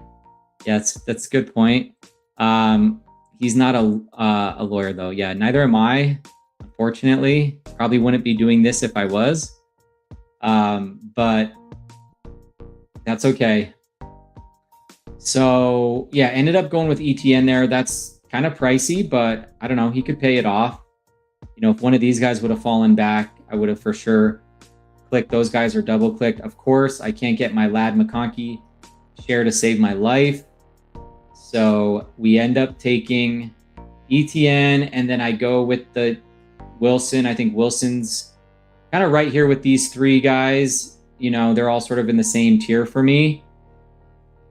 And then, but I do get the 1v1 here with Jefferson and Wilson for week 17. That's obviously a really easy 1v1 to acquire, but I still think it's a good one. Higgins would have probably, well, obviously Lad would have been the one to go with there because that would have been a fall on him. Higgins would have also probably been the value there, I think. His price is 34. He's going at 38. So if I was just value hounding ADP, I would have taken Higgins there. But I like this start. I think it's fine. I think Garrett has a chance to smash this year with Geno in town and, you know, finally some pass volume in that offense. Just want to try to make the most of it. I really do like Price quite a bit. I would be in on Price here if he makes it to me. Otherwise, it's like Hendo, or you pull up Ramadre, or you got to really wait it out to that next turn, and then you're maybe grabbing like Rico if you're lucky, Harvey, Corum, one of those guys. So wouldn't mind grabbing one more running back here if we can get it. We'll also see if these 2 wide receivers up top end up dipping. Keep an eye on this.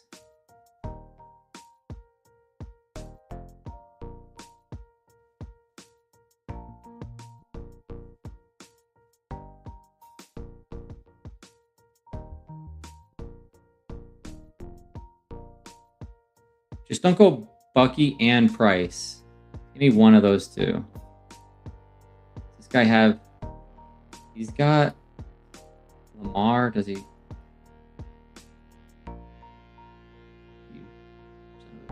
right, well, I'm taking Lamar at 60. Not letting him come back to you. And then we will take...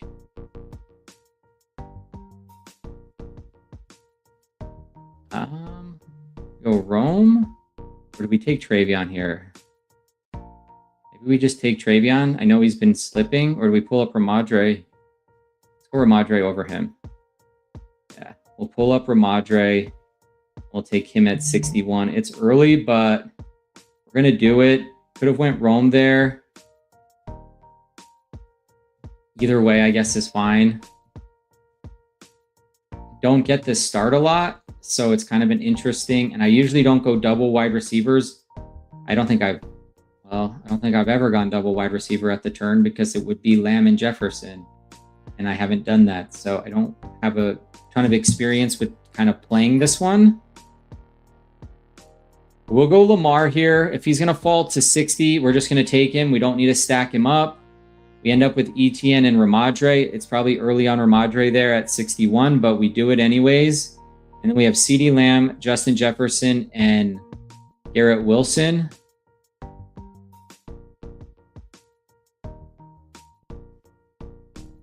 So 1, 2, 3, 0 for the start here. I wanted Price there. This guy takes Price. I'm thinking he might have wanted to try to push Lamar. I'm thinking I might not take him, but I'm not going to let him. I'm not going to let Lamar go into the 6th round. Doesn't need to be stacked. Thought he might do it with the Henry piece, but he didn't.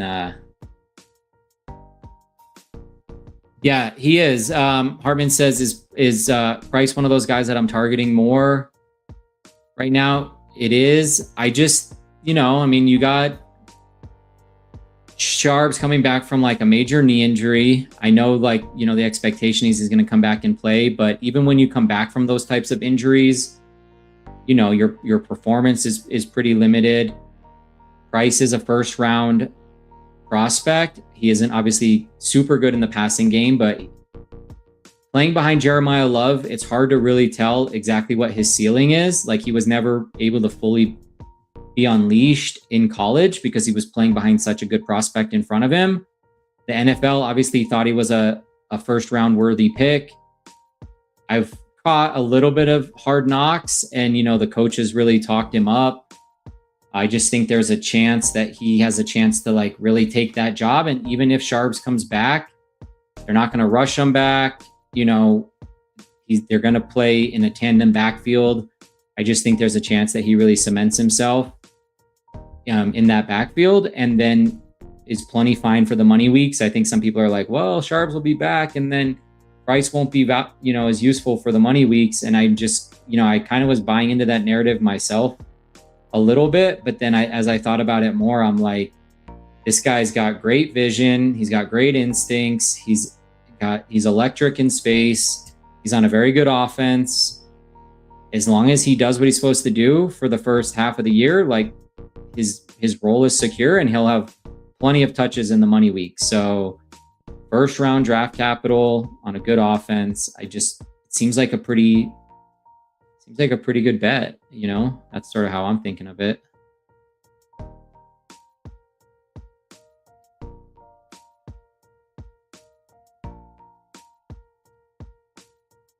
Do I take... See, I was hoping to get Dak here with Lamb.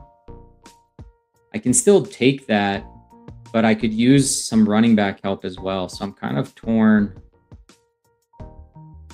Rico's already gone, right? Yeah, Rico's gone on this one. Well, I am going to take my Harvey. I know I've got some Harvey haters in here, but I do have the correlation week 17. And again, I think he's a bit of a, I guess, utility player. We could go Dak. I think I'm going to skip on Dak. I want to push on this one and go with Sutton, I think, here. And then maybe I can set up the double with Bo if he makes it to the turn. I don't have position on my Waddle drafter, though. He's over here at 41. So, maybe they take Bo at 104. but this guy could potentially just find other value there because it's close enough to the center and not want to take Bo, and then I get Bo at the turn. So I'm kind of playing it that way. And if that doesn't work out, then I have Kyler as a potential out. I could go Lamar and Kyler and stop at 2. I don't also want every single one of my CeeDee Lamb picks stacked up with Dak, and I feel like I get that almost every time. So getting off of the Lamb to Dak stack on occasion and mixing up my combos, I think is good. But this would set up Bo Nix at the turn. It would set up a double. And if he's gone, I do have Kyler. And if I really wanted to push it, I could come back and get like a Geno or do something even later. But I wanted, with some of my last builds, I want to get off of like some of the early quarterbacks. I'm trying to get to where I'm picking quarterbacks at like in the 90s or the hundreds and doing some like mid to late quarterback builds. I don't have enough of those in my portfolio. So that's something I was looking at last night and just trying to get off of that. Now, Lamar fell to me here at 60, so I wasn't going to pass that up. But it was my intention to kind of do more of like a mid 90s later, like 3 quarterback build. I feel like mixing some of those in. I've got a lot of the elites with Daniels and Hurts and May and Allen, and I want to get off of that a little bit with these last 10, 12 builds that I've got left. We'll see if this guy ends up taking Bo at 80, at 90, no, sorry, 104. He's got Waddle. He's got Hurts. Maybe he goes Hurts and Bo there to pair up, stack up with Waddle. But if he gets off of that or thinks he can push him around the turn, then I'll go Bo. Otherwise, I'll probably grab Kyler, stop at 2. Herbert, though, oh, this is crazy price on Herbert. 101 so far. We'll see how far Herbert falls in this one. But Herbert in the hundreds, I haven't seen that in a minute. I don't know if I've ever seen that actually. You know, I don't keep track of every player in every draft, but I can't think of the last time I saw Herbert. Okay, that guy did pass on Bo, and then Herbert didn't make it back to the Lad drafter. That would have been crazy. Like 107 Herbert to go with Lad would have been wild.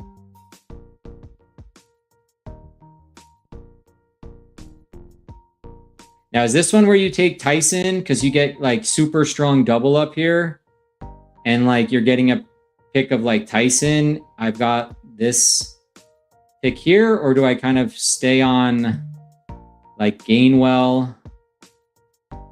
Again, I'm kind of behind the 8 ball here in my running back room.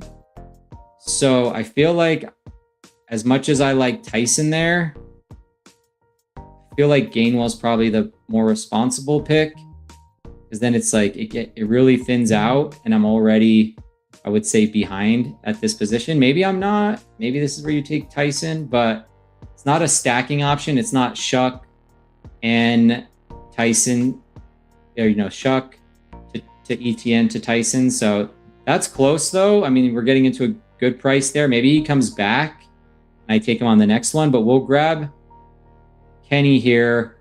Kind of an interesting running back room. ETN, Ramadre, Harvey, and Gainwell. We have Lamb, Jefferson, Wilson, and Sutton. We have Lamar unstacked, and we have no bringbacks with Cincinnati, but that's fine. We have Bo double stacked with pass catching running back RJ Harvey and Cortland Sutton. And then again, this is my only combination in BBM where I've got a Justin Jefferson, CeeDee Lamb start. Took Garrett Wilson, and you get the 1v1 here with Jefferson. And then I was able to acquire the double stack here with RJ Harvey and Cortland Sutton. I'm going to stop at Lamar and Bo Nix. I don't see a reason to add a second. I think if anything, I'd want to devote that. I'd sacrifice that quarterback for an additional running back on a build like this.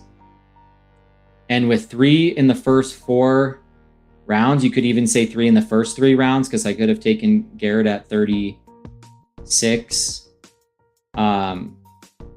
You know, you can stop at 7, certainly, on a build like this, almost regardless of where you get your other wide receivers. And I don't really see a reason to get to 8. I think this is probably like a 7 or a 6 wide receiver room, depending on where I get the remaining wide receivers. We're into a range here for the tight ends. We'll see if like Kincaid falls or Kelsey falls, but then we have Goddard, and we also could do the stack here with Andrews if we really wanted that. Tyson might make it all the way back, and that would be interesting for sure. Because at that point, you're talking about kind of what Hartman said a few weeks ago, where he was saying like the 140s for Tyson. Well, we're kind of knocking on the door there, and you'd be getting a combo that almost nobody else is going to have. You're going to have Justin Jefferson and CeeDee Lamb, which is already a rare combo. And you're going to combine that in BBM with a Jordan Tyson 132. Again, I'm not saying he's even going to be here, but if he makes it back, I have to entertain that because I'm so strong at that position. He could just sit there and chill and then become useful at the end of the season. Plus, I'm into the NFC South with ETN and Gainwell. So that's something I have to consider here. We'll see if this guy finds value in it. Maybe he likes it. He does. He's been my little sniper guy. All right, well, could go Aaron Jones here. I don't take a ton of Aaron Jones, but I think this is probably a build to do it on. And then we could go Shaheed or Shakir, or we take like Woody Marks.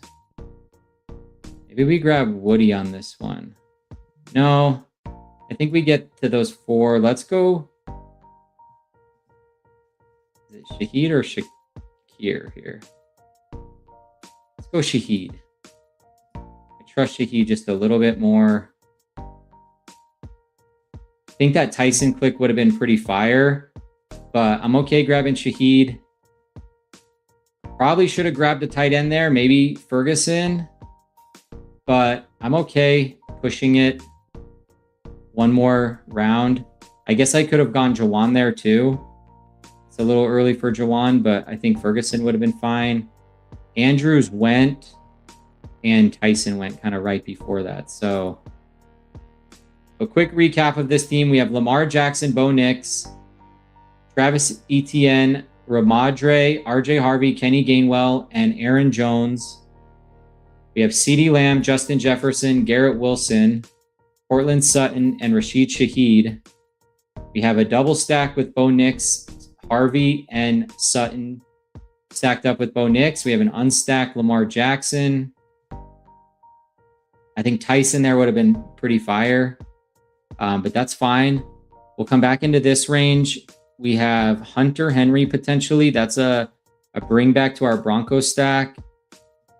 Ferguson, who's been climbing, but it feels like he's been earning it with all the training camp hype.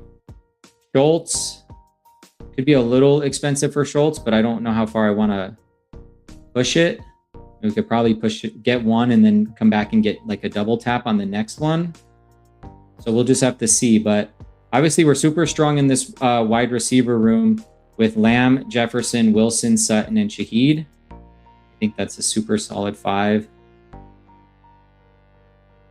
And we've made up some pretty good ground here in this running back room with Etienne, Stevenson, Harvey, Gainwell, and Jones. We do also have like a 2v1 now with Jefferson and Jones and the Garrett Wilson bring back for that Week 17 game.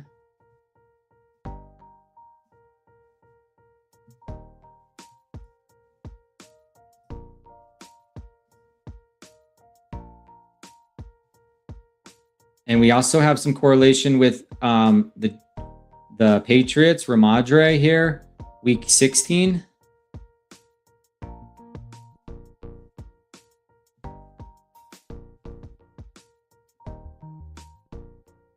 All right, we are 6 picks away.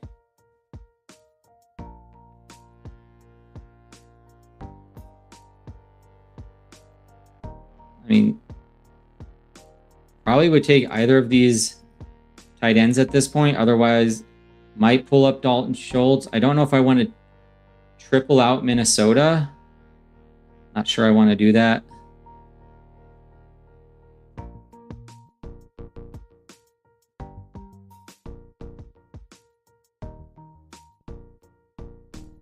Spears, is Spears a good click on this build? I don't know. I'm just looking. If there's any correlation, not that it matters. I'm just thinking this through a little bit.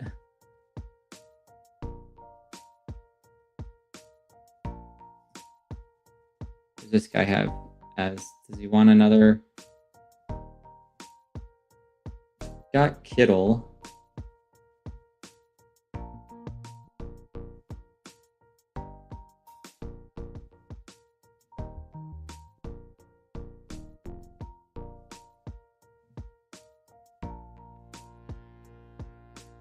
Okay, let's go Brenton Strange. We'll get one tight end here.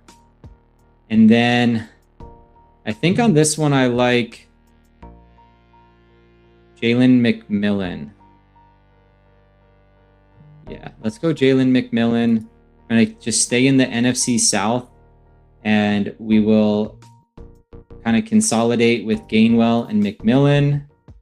We have Brenton Strange. We'll probably double tap the tight ends at the next spot. We'll just have to see. Could have gone with Spears there. I think that would have also been a reasonable click to take Spears, but we'll see. How many picks do we have left here? We have 2 more of these will be dedicated to tight end, and then I guess that leaves 2 more. So that's probably another wide receiver and another running back. So 2, 6, 7, 3, I think is how this one's gonna probably end up.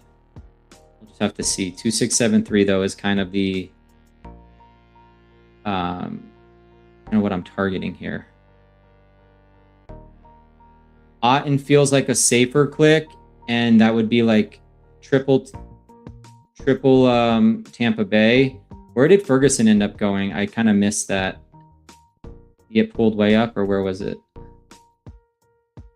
148 now for Terrence Ferguson. And Schultz went off at 152. Could have pulled up Barner. That would have been fine too. If I didn't want Strange, I could have went Barner. I guess I did have the Shaheed bet if we wanted to concentrate our bet on Seattle a bit, but I'm fine with Jacksonville. Who do they play? Houston, Dallas, Washington. So Dallas Week 16 with our CeeDee Lamb. That might come in handy.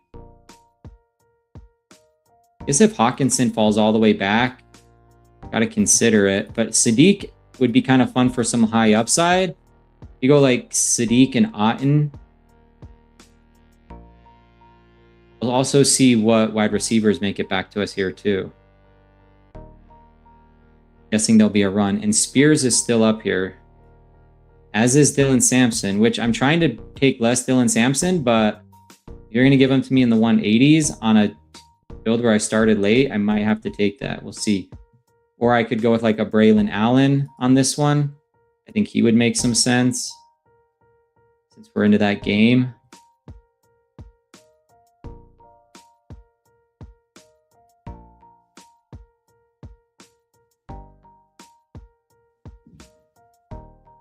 All right, we are 5 picks away. Spears is finally off at 175. So the fall is over for Spears. That was a 20 pick fall for Tajay Spears.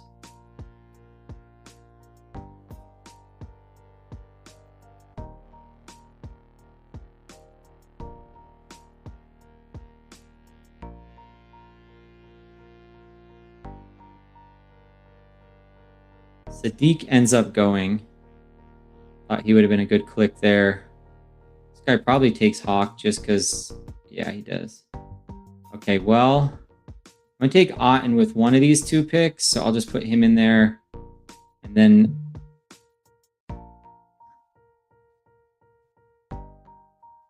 And Samson at 181 or Braylon Allen stay in the game. Braylon Allen. Maybe I will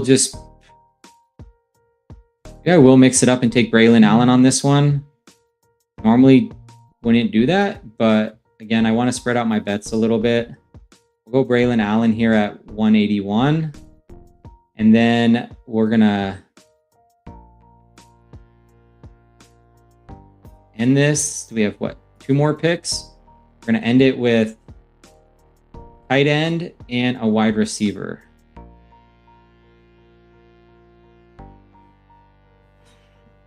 So tight ends, Freiermuth.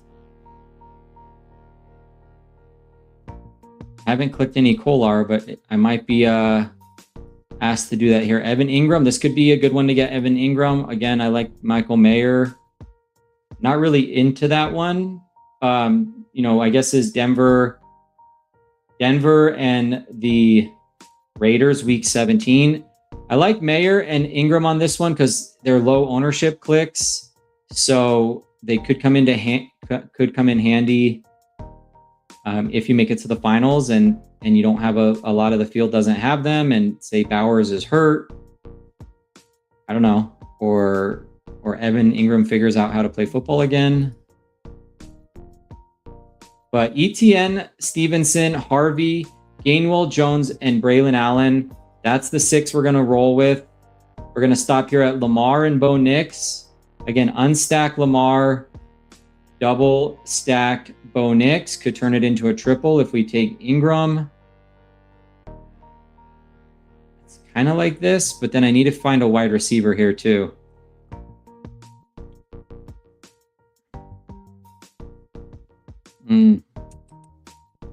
What do we like? Do we have any rookies yet? We have CD, Jefferson, Wilson, Sutton, Shaheed, and McMillan. Probably grab a rookie. Could grab Zachariah Branch. Could grab Malachi Fields. Who's Hibner?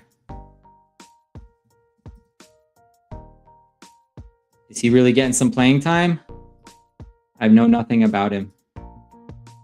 Would it be a worthwhile click? Let's see. Matthew Hibner.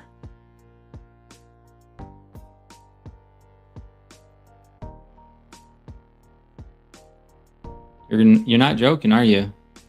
All right, let me put him in the queue. If I win BBM because of Matt Hibner and you told me this, I'm going to have to write you a big check. Okay, we'll take Ingram off. It's kind of between Mayer and Hibner here. Maybe this is the glue that you never knew you needed. To win $2 million, you got to take some chances. I think Hurst or Bernard are the guys that I want to click. I want a rookie. With this last one, every BBM winning team so far has had a rookie wide receiver. I don't necessarily see that changing. I don't know if I want four Tampa Bay pieces though. So maybe we go Bernard on this one. Start with Bernard. Is Bateman still out there? Bateman's gone.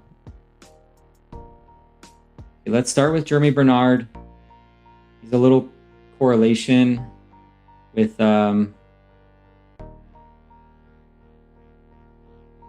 with the NFC. And then we go going Hibner here. Is that the play? Let's go Hibner for all the marbles. For all the marbles. Matthew Hibner. Final click. 18th round. $2 million. Taking it down. Right here live on the Fantasy Fitness Network. You saw it first. CeeDee Lamb and Justin Jefferson. First combo I've gotten in BBM. Grab ETN, Garrett Wilson for the 1v1 with Jefferson. We take pick 60, Lamar Jackson, and we save a special at the end with the help of a friend in the audience. Get a stack there. We get Stevenson and Harvey for a 1v1 week 17. Come back and get Sutton. Our Waddle drafter passes for a 104 Chuba and gives us Knicks for the double. Get Gainwell and Jones. Grab Shaheed. The Shaheed is just a good click. We get Strange at 156. Reasonable price on him. Come back and get Jalen McMillan. 157 and kind of consolidate 3 Tampa players from this Tampa offense. We have Gainwell, McMillan, and Otten. Grab Braylon Allen on this one for a bring back or a 2v2. Jeremy Bernard, because you need a rookie in your wide receiver room. And he's a little bit of correlation week 15 with Baltimore. And then we grab Matt, which is my name. So good luck.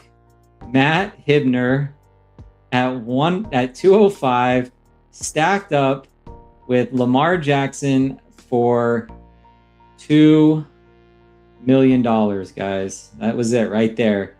Brenton Strange, Cade Otton, Matt Hibner for the win. Taking down BBM7 right here. You saw it first. Hartman says he's been getting a lot of buzz. Not sure if he's draftable, though, to be honest. Well, he's draftable. And you're right. The skeleton key this year, all along, it's not Charlie Kolar. It's not Charlie Kolar. It's Matt Hibner. Hell yeah. Get that low ownership click. We're going to roll into BBM. I'm going to have the only share of Matt Hibner, and everybody's not going to know what hit him. And we're just going to cruise into the championship right there. All right. I'm going to go do the field general, and then that's going to be the last draft of the day since I ended up doing 2 BBMs here.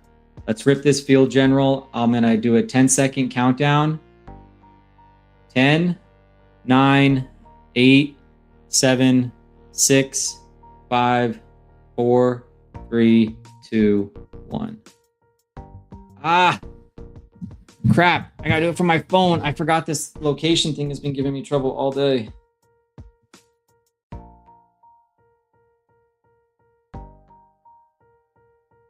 Please tell me I got in. 3 more. Yeah, we're good. If you guys went in, we're good.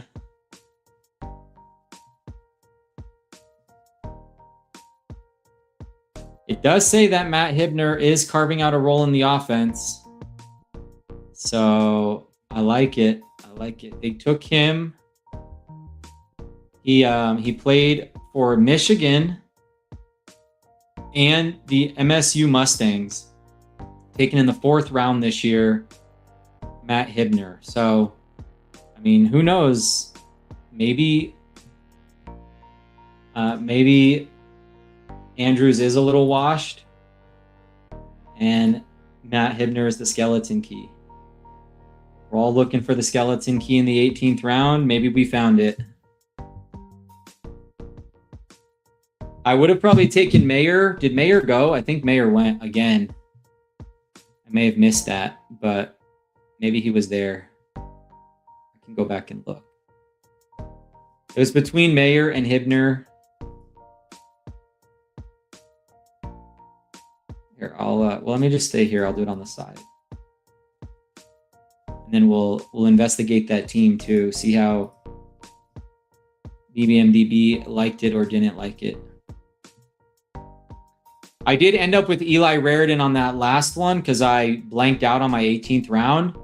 So that last one that I did actually does have Eli Raritan on it, which was not intentional. That was an unintentional click because I got distracted by the call. So I do have a share of Eli Raritan in BBM now, and I do have a share of Matt Hibner in BBM. Would have never guessed that that would have been the case, but it was the case. It is the case.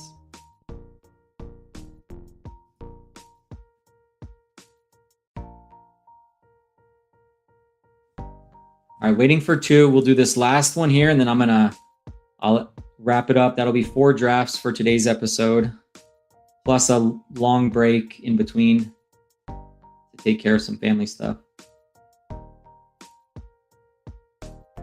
Oh, it was absolutely by accident. I literally thought the draft was over. I left in the 17th round, and I came back and I saw that I had Eli Raritan on my team.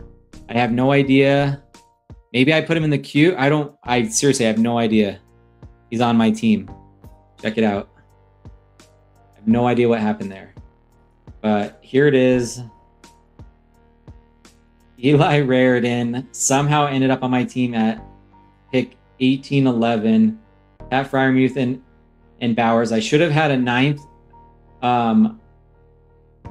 wide receiver on this build. It didn't hate it. It came in right at baseline, 16.4. Hurts, Murray, Bijan Love, Gainwell, C-Rod, Sampson, Adams, Evans, Lemon, Pierce, Boston, Tucker, Cooper, Hurst. This team has 5 rookies on it. That's something else I've never found a way to do either. Somehow I stumbled into 1, 2, 3, 4, 5, 6 rookies on a single build. So that was just somehow it didn't absolutely hate it. I don't know why it didn't, but that was a bad build. I usually am not that distracted, but I allowed myself to get distracted in the middle of a build, kind of kicking myself for that. But it is what it is. It happens. Can't win them all. Don't like wasting any BBM bullets, but I feel like I may have done that on that one. All right, here we go. Field General. New strategy for me. All right, we have Hartman here. Oh, we have Sacrilegious in this one. He's popping in this draft. He's at the 2. So we've got Sacrilegious in here. We have DMH09 in here. That's Hartman. I'm at the 10. MCH23. I've seen Ben Stanek, but I don't know anything about him. But obviously a lot of us know about Sacrilegious. And I think I've seen this guy as well. Ashurk 74. Again, don't know who these guys are, or I don't know who he is. But Hartman, myself, and Sacrilegious. Only 2 can make it out.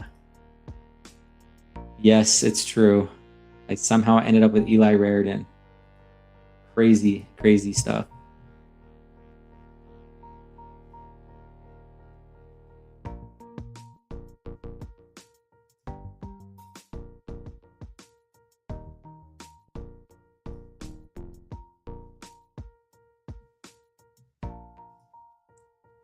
All right, and we're off and running on this one.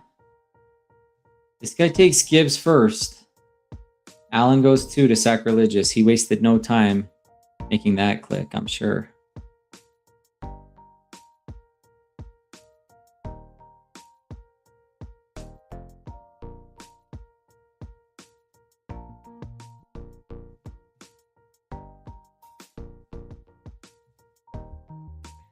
Well, I know that the fantasy community will lose its mind. Oh, Sack also goes Gibbs at the 101. Okay, that's cool. Good to know. I know that the fantasy community will lose its mind if the BBM winner has Matt Hibner on it, which will just be too much fun. It'll just be so much fun.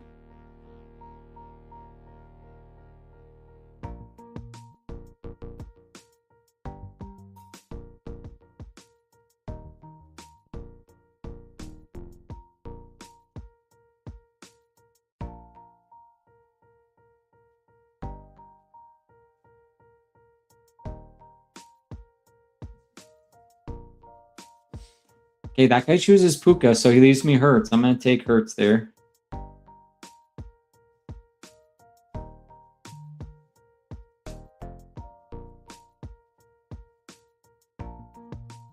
And then I'm picking at pick 15. Hartman's back on the clock at 19.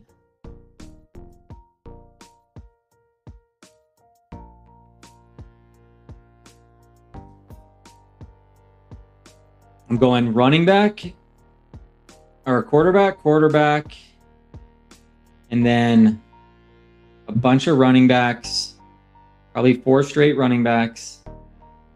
We'll take Herbert. Hurts and Herbert, a boatload of running backs, and then we'll get 7 or 8 wide receivers, mix in some tight ends, see how we do.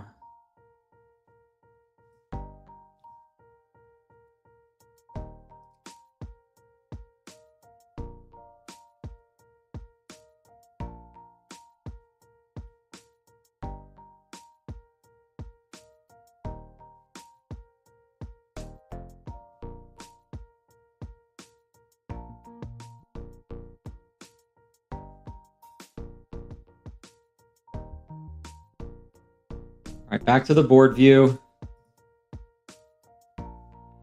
Hartman takes Mahomes, so he's Daniels Mahomes.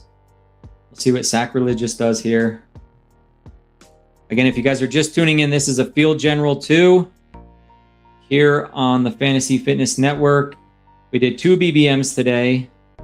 First one didn't go well. I got distracted by an interview call. My kid was not sleeping. It was just not a great situation. I ended up taking 6 rookies on a single team. Never done that before. We'll never do that again.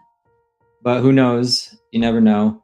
And then the second one, we end up with a Matt Hibner sighting in round 18 to stack up with Lamar Jackson. Skeleton key for 2026 BBM.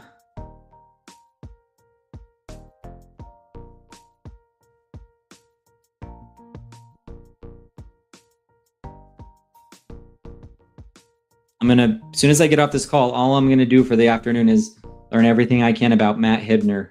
It's gonna be the story of my life, or the story of my day.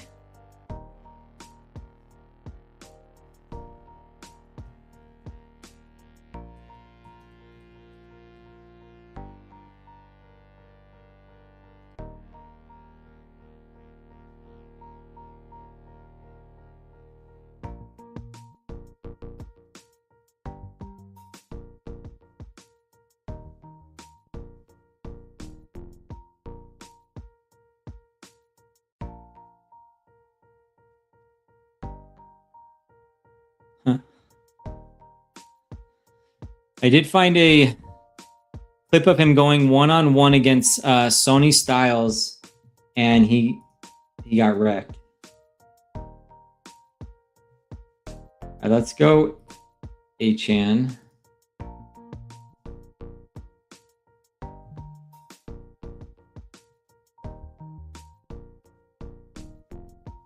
That's funny. I just need him to catch a couple touchdowns.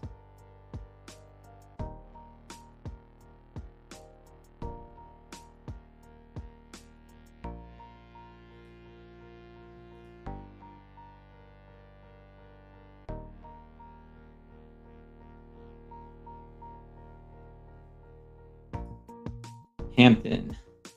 All right, so 2 quarterbacks, Hurts and Herbert. And then we end up getting Achan and Hampton to go with our Herbert. So that's kind of cool. That is a pretty fun start, I must say.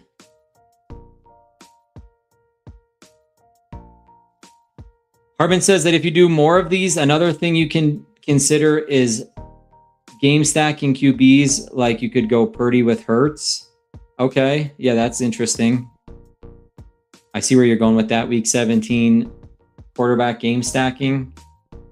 I think that would be pretty fun. That would mean getting Mahomes, or I guess, yeah, I could have went Purdy, pulled up Purdy here to 15, I guess it would be. And then I would have let you have, no, actually you had Daniel. So you would have needed Trevor Lawrence for that one. I can't get Gibbs to save my life. And I just saw a tweet out here on X where Sherman was in the 3 spot. And I'll just show you guys this. This is my luck with Gibbs, and this is Sherman's luck this year with Gibbs. So Sherman's in the 3 spot, and Southern Boy money goes 101 JSN, number 2 Bijan, and so he ends up with Gibbs at the 3 spot. And I think he's at like 15% Gibbs, he said, through like 80, 90 drafts. I'm at 5%. He's at 17%. And he gets them in the 3 hole here earlier today. I can't get him to save my life. So it's just one of those things.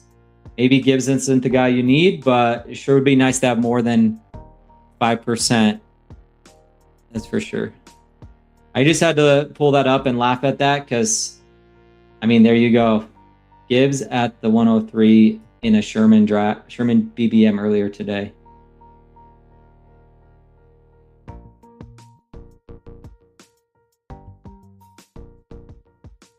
Is this Jacob news bullish? That's what I need to know.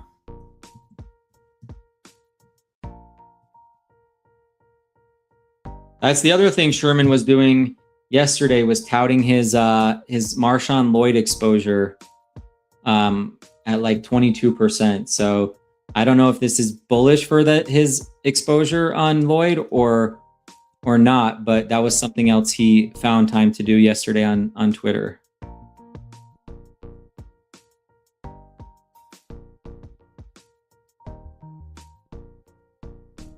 I'm not bitter. I'm not bitter.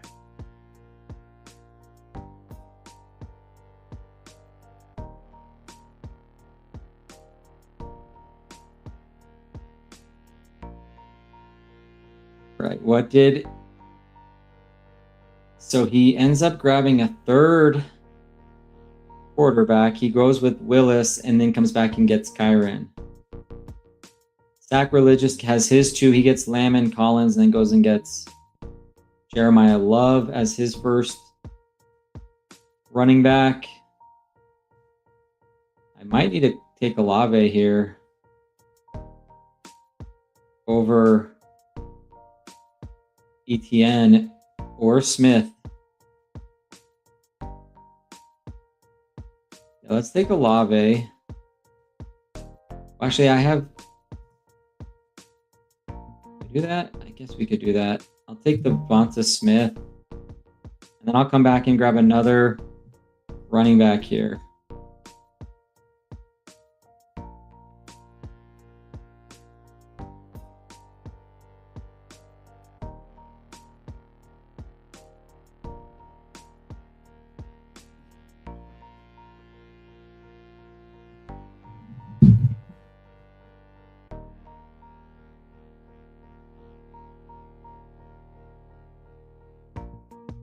Still got some interview stuff rolling in. I have an interview tomorrow for a contract that I'm trying to pick up. So I thought it was going to be nice and chill, but they're still rolling in. Let's go Swift. Maybe that's where you grab Colston Loveland. I don't know. Definitely considered it. But I was kind of heads down on these running backs because that was the strategy I saw work yesterday with Hartman. So kind of just put my head down and grab Swift there. Quick recap of the team. We have Jalen Hurts, Justin Herbert, Achane, Hampton, and Swift. And then we have Smith as our lone wide receiver. Hartman goes Daniels, Mahomes, and Willis as his quarterbacks. Barkley and Williams as his running backs. And we'll see what he does here at pick 67. Sack has one running back, two wide receivers, Lamb and Nico, with Goff and Allen as his two star quarterbacks.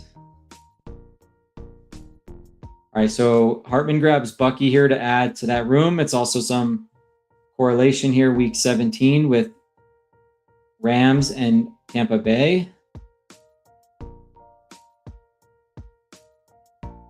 Surprised he didn't take Ladd McConkey there.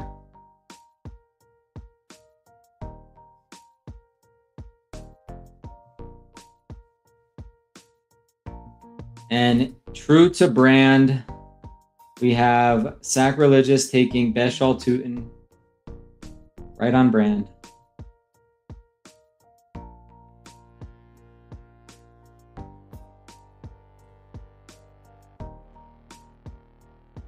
We're up here at pick 82 and again at 87.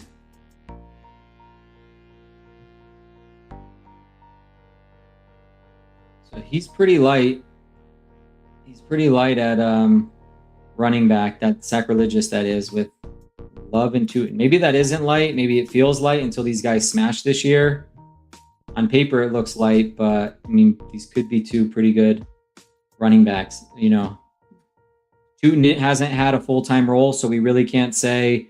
And then Love, obviously, as an elite prospect, he could just come right out the gate and smash.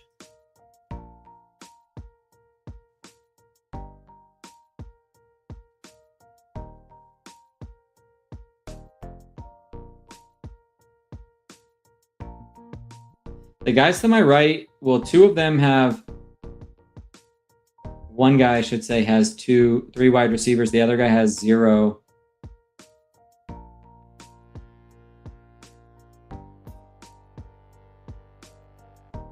mean, if it's Travion, I'd almost rather,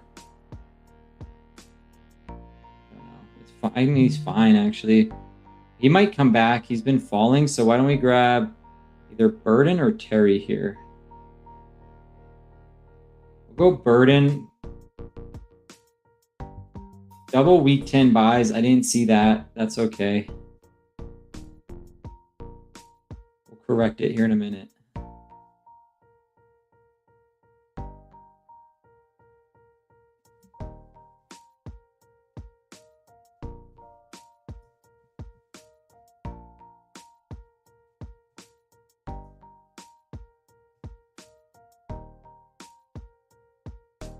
I guess I could do what a lot of the streamers do, which is create two versions of this and put one on my other screen. It's probably something I should be doing at this point. I'm kind of a rookie.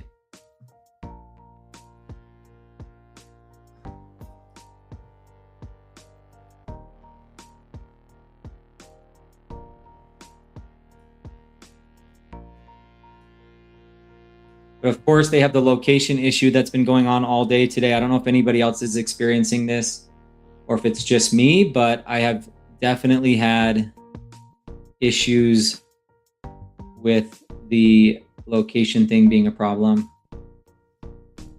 Yeah, I know what a lot of, I see, I think Hartman, you do this, and I know Nice and Blunt does this as well. He just has this up the whole time.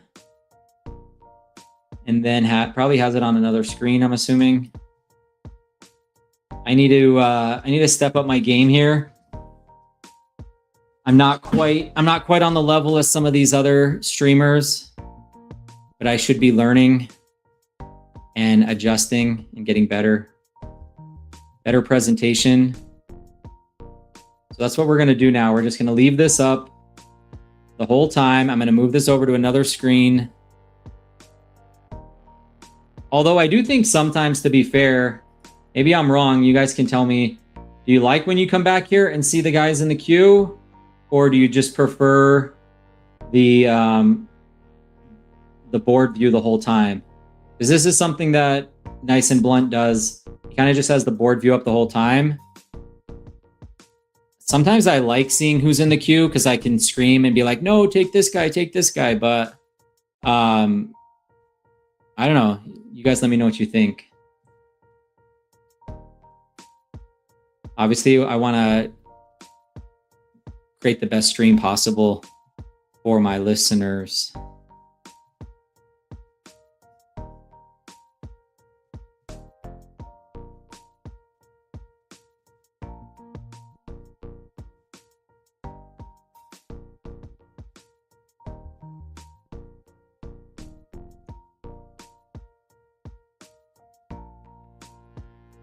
All right, so looking at the list when you're about to click, but otherwise just keeping it over here. Yeah, the problem for the drafter for me is looking ahead, right? Because if I'm leaving it up, so it's probably good I just have it on 2 screens.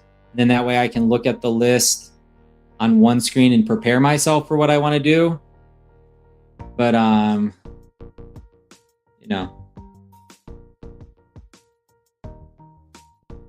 And then you could always jump over. Just looking for a little feedback here. All right, so he's doing more of the like the mid-tier running backs, sacrilegious that is. I mean, he gets love and Tootin, and then he's kind of in that Dowdle, JCM range. But I do like the wide receivers that are coming up here, so I'm gonna get at least one good one here. Preferences Marv, and then I would say BTJ second. Pulling off a little bit on Tate, mostly because Cam Ward looks like ass, and I'm waiting for him to not look like ass. And it hasn't happened yet.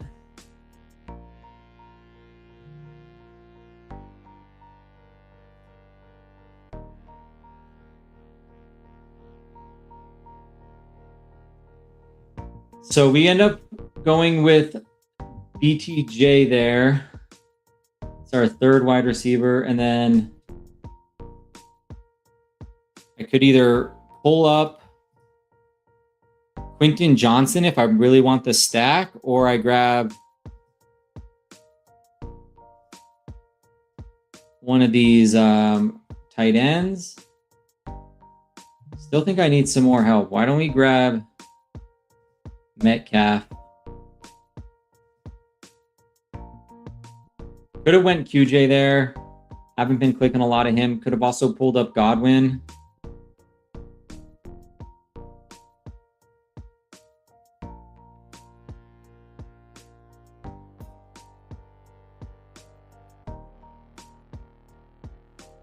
But yeah, so now I've got it going on 2 screens. I've got the list view.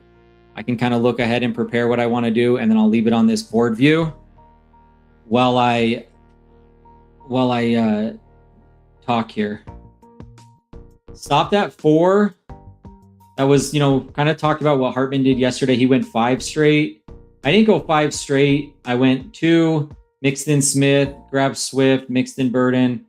So, likely going to grab, maybe you do take a running back there. Maybe you take Gainwell instead of Metcalf, but I don't know, that price on Metcalf felt pretty good. Gainwell feels like a little bit of a pull up there, but I could be wrong.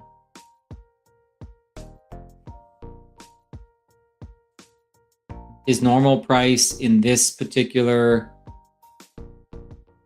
tournament is, let me just see.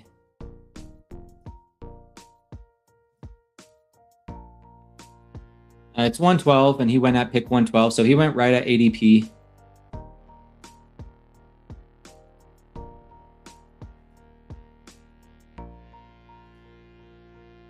Hartman says he only drafts on computer when he's streaming, so not too experienced with it either. Yeah, I mean, it takes a minute to kind of, get your bearings right. I know that Nice and Blunt is like he's got the same routine every day.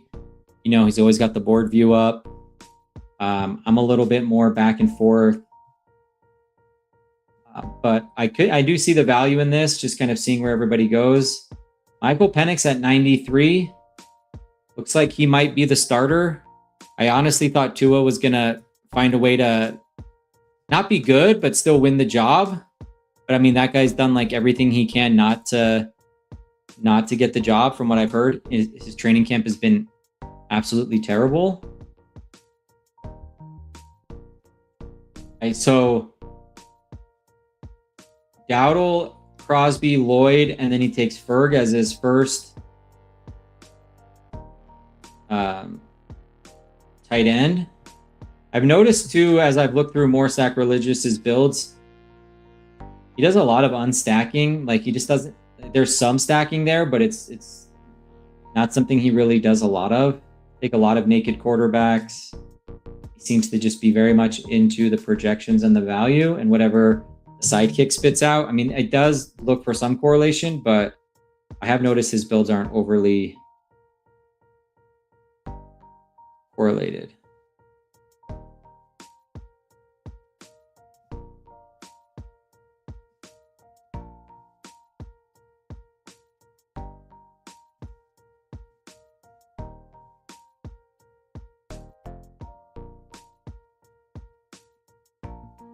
All right, let's go Travis Kelce on this one. It's a bring back. Again, I'm not overly concerned about it, but I do also just like Kelce right here.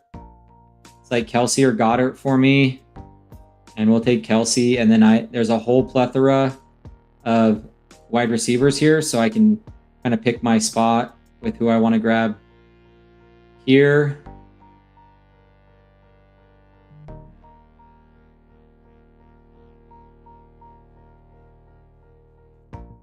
Michael Wilson, is he appropriately falling here? Possibly, I don't know. Kind of like the upside of Concepcion. So I'm going to grab him, assuming we're not just locking up a bunch of bye-week 10s. We're not, so we'll grab Concepcion. Shoot for a little bit more upside with that click. I know Hartman's going to want Michael Wilson, so I left him Michael Wilson at 139, and it was a big Michael Wilson stan.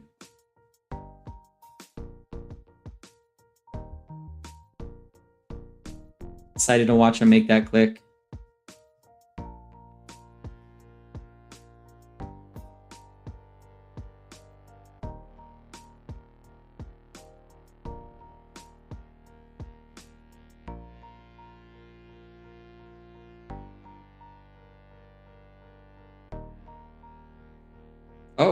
Oh, he passed on Michael Wilson. Interesting. I thought for sure he was going to take him. All right, quick recap of the team. We have Jalen Hurts and Justin Herbert. Devon Achane, Omarion Hampton, Omarion Hampton, DeAndre Swift and Ramadre Stevenson, Devonta Smith, Luther Burden, BTJ, DK Metcalf, KC Concepcion, and we have Travis Kelce here as our lone tight end. Picking again at 154 and 159.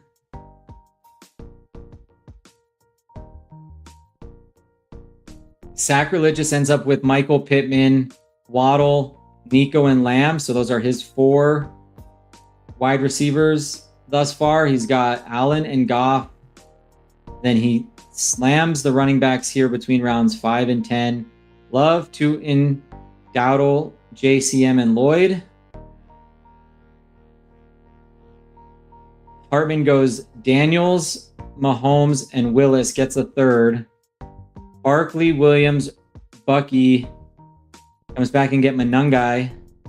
So not quite the same strategy he implemented last time. He had 5 in a row. He goes 3 out of 4 in rounds 3 through 6. Sneaks in Malik Willis.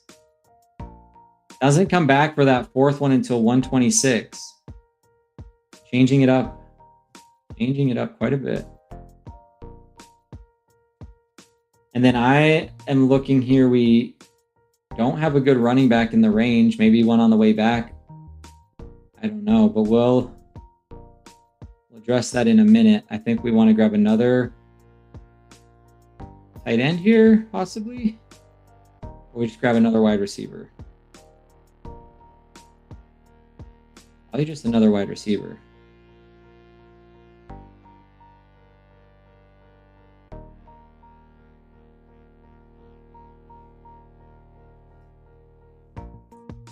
Let's go Debo. He's a bring back to my Philly pieces, and he's just a badass. So Smith, Burden, Thomas, Metcalf, Concepcion, and Samuel. Kelsey at tight end.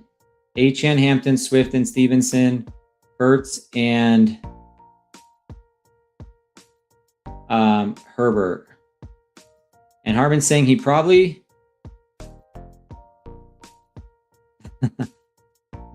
Oh, shoot. I'm on the clock. I will not be distracted. Or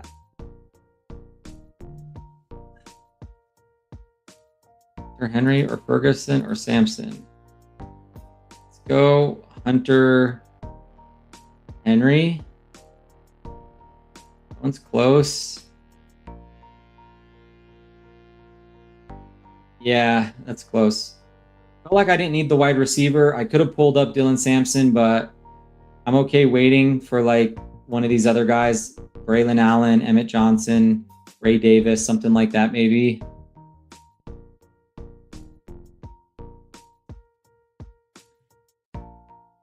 Hartman says calling him a Michael Wilson stan is probably one of the most disrespectful things he could ever be called. Yeah, I figured you wouldn't like that one, so I had to throw it out there.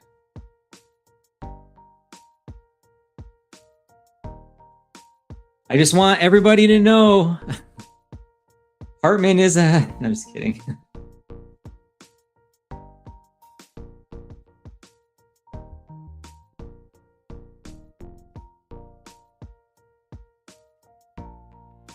And again, this is 20 rounds, not 18, like I thought about like yesterday where I was about to log off after 18 rounds and call it a day.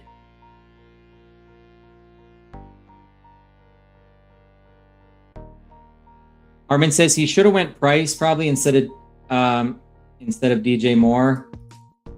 Yeah, where was that?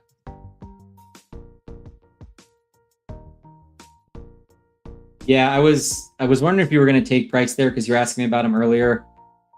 That one's close. I could see why you go more there, but that to me that is like a, that one's a pretty close call. See if he gets his second tight end here, Strange or Hawkinson or what Sacrilegious tries to do or decides to do. He does grab Strange here at 167. Grabs that second tight end. He's sitting on a 2.552. I'll have to turn it into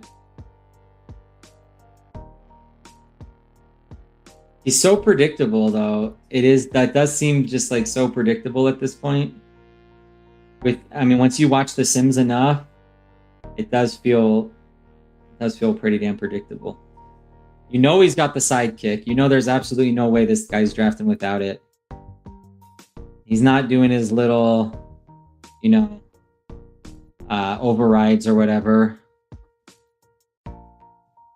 He's just, like you said, man, he's a robot at this point. Hey, but if it wins him a lot of money, I don't know. I might be signing up for Sidekick next year. We'll have to see. I like drafting this way. I like using kind of the more crude tools that I've built myself, not something that's crunching a bunch of numbers at each next pick. But, this feels better. It feels like if I win, I've earned it more.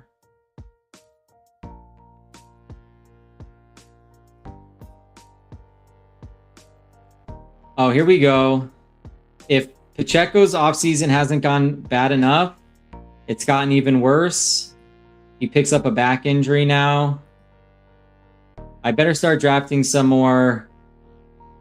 I was going to say James Conner, but he's nursing a foot injury, so I don't know what we do. I guess it's time to start drafting Kareem Hunt at this point.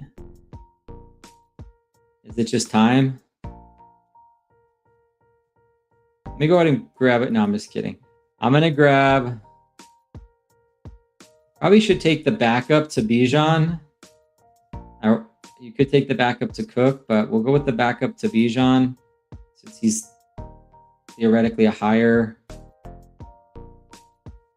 you know, higher draft pick, better player.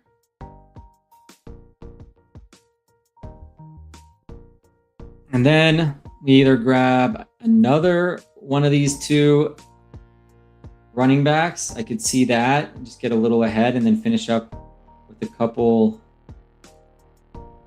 Well, we still have 4 more picks after this. So yeah, I'm going to definitely take one of these two. Could go Flournoy, but we're going to grab Braylon.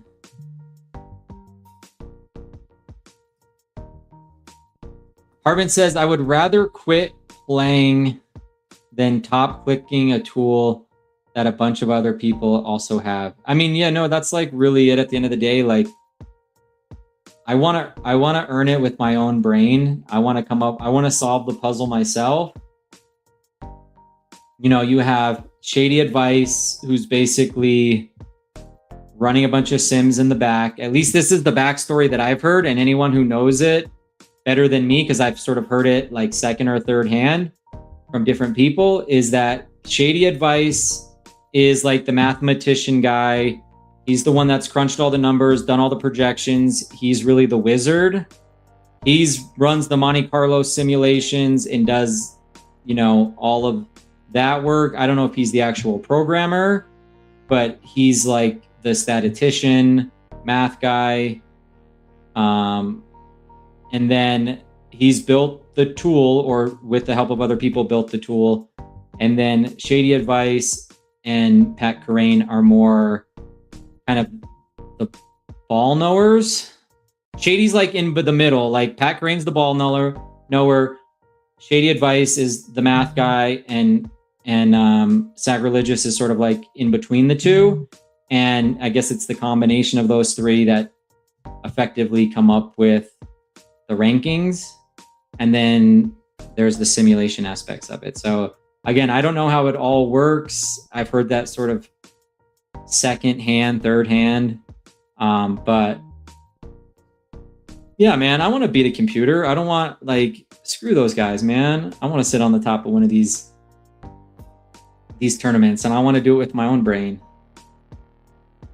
I don't think there's anything wrong with like being organized, like the stuff that I'm doing, understanding this stuff, correlation, trying to find pairings and correlation and structure. Nothing is making my clicks for me.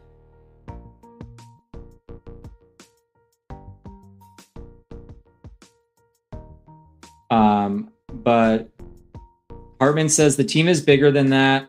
Shady is just the math. I don't think he contributes any of the ball takes to speak of.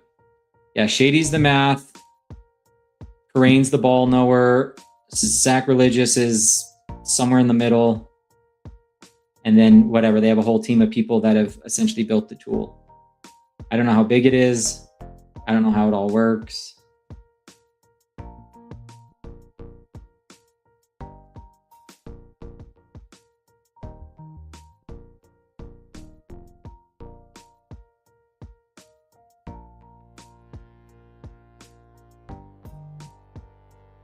I'm going to grab Malik Washington here to go along with my Devon Achane Miami bet. They just shipped Tutu Atwell out of town, so that's going to open up a whole bunch of targets now. I'm joking. Deadpan sarcasm over here. But no, I mean, it is one less person in the wide receiving room.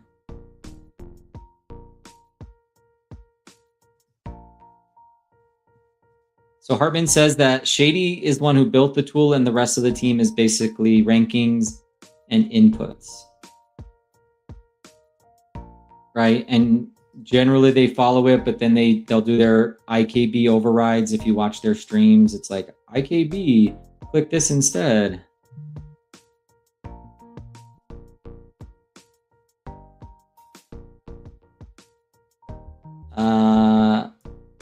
Let's go Pat.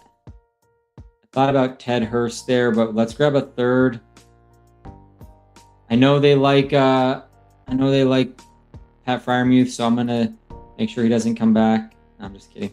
But It's actually the ETR guys that really like Pat Fryermuth this year, from what I've heard on other streams. They have him pretty high. And then, of course, Jerry is big on Pat Fryermuth this year, if you've watched any of Jerry's streams.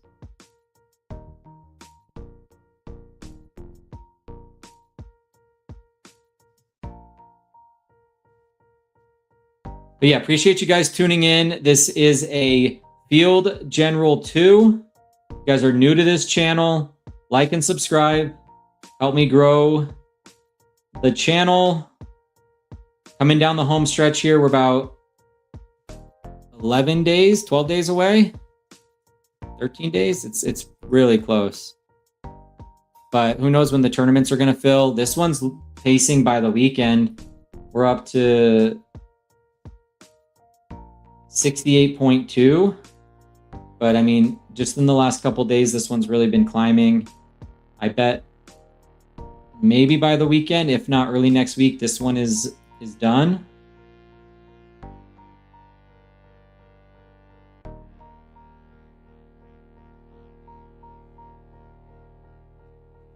Justin Herbert and Jalen Hurts, Achane, Hampton, Swift, Stevenson, Robinson, and Allen. I actually like that quite a bit. Smith, Burden, Thomas, Metcalf, Concepcion, Samuel, and Malik Washington. Feels a little light. Probably I either double tap wide receivers, or maybe I find Herbert's backup. I don't even know if I'm going to back up these guys, to be completely honest. We'll see if Sacrilegious grabs a handcuff. Curious if he does that.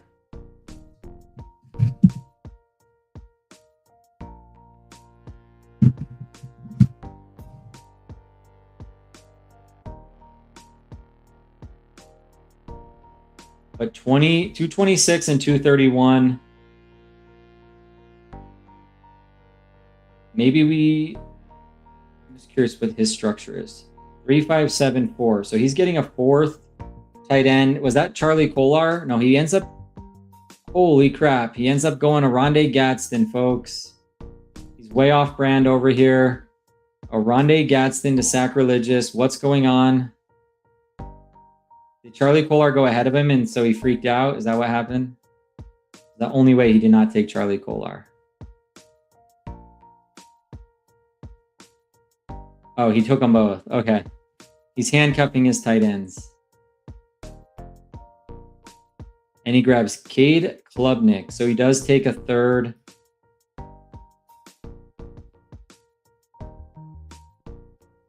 That is not a direct handcuff.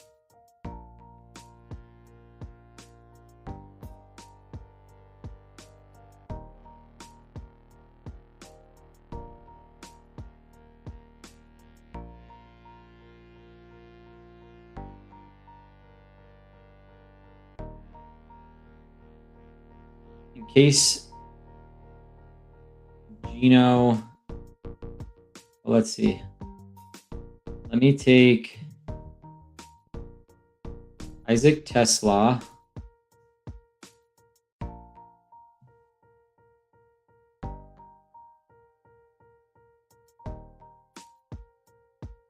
And then I could either go like Mac Jones or this guy has. He ends up taking Mac Jones. I guess I'll take Mariota.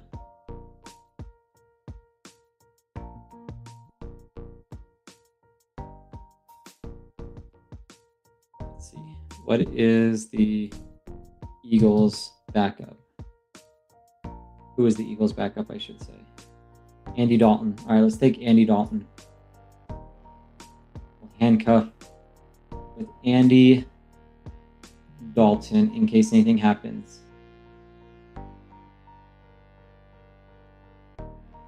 All right, we're going to review 3 teams. We're going to review my team, Hartman's team, and Sacrilegious's team just for the fun of it.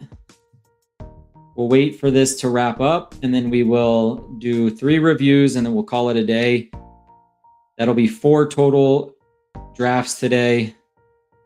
2 BBMs, a puppy, and a field general. And then I'm going to go outside, get some exercise, and then probably come back and get ready for this job interview tomorrow. And then maybe do some drafting tonight. Who knows? Probably.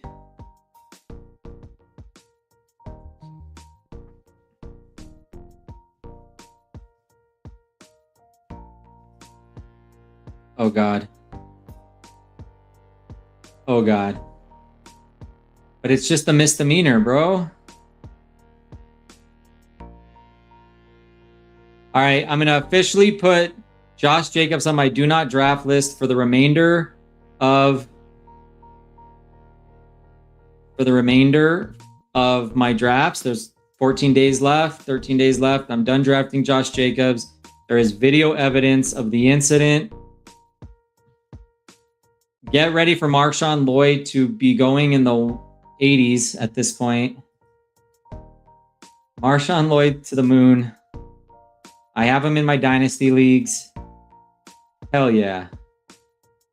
Absolutely stoked about that. All right, 3 reviews. I'll go first.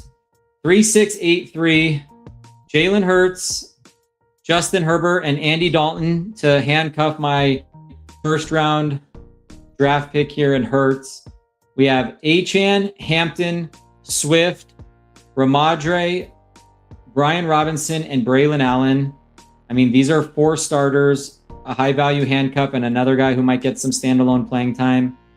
Smith, Burden, BTJ, DK Metcalf, upside in KC Concepcion. Bring back here with Deebo Samuel, Malik Washington, because they shipped Tutu Atwell out of town.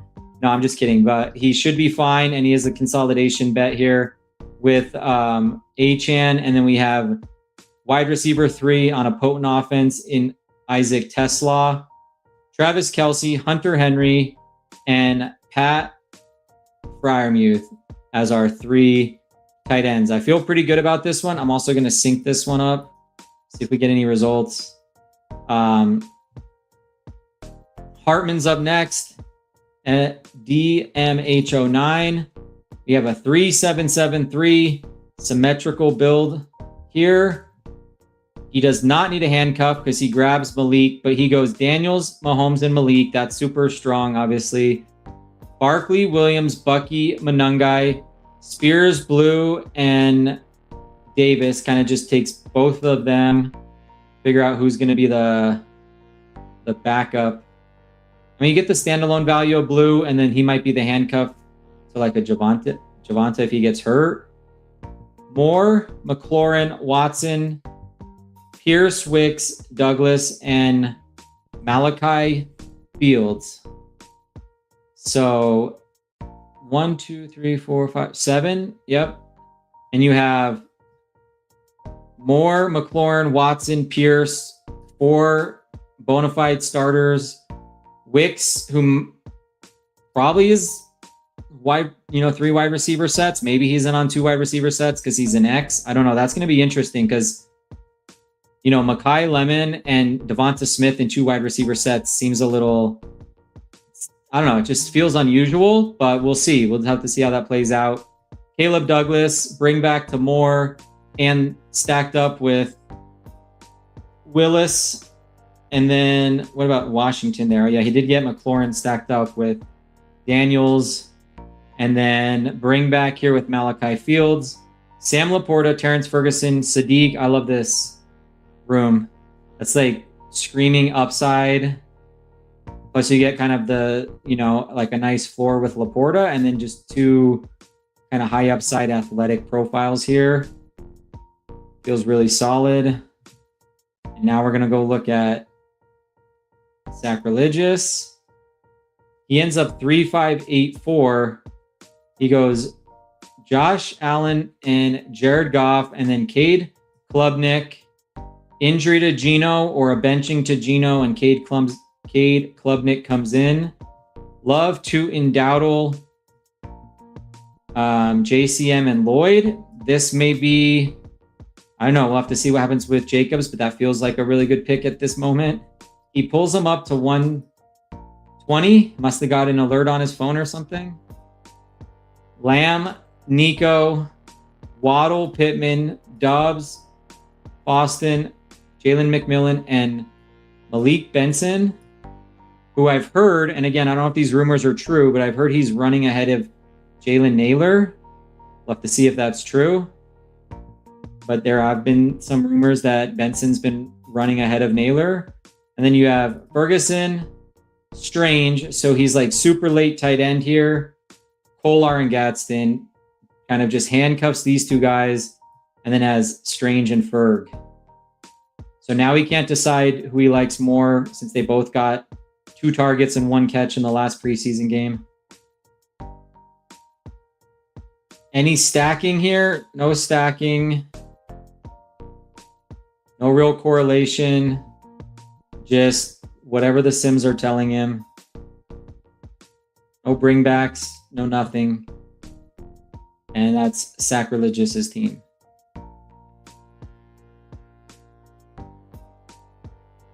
Arvin says Marshawn Lloyd to the 5th round immediately.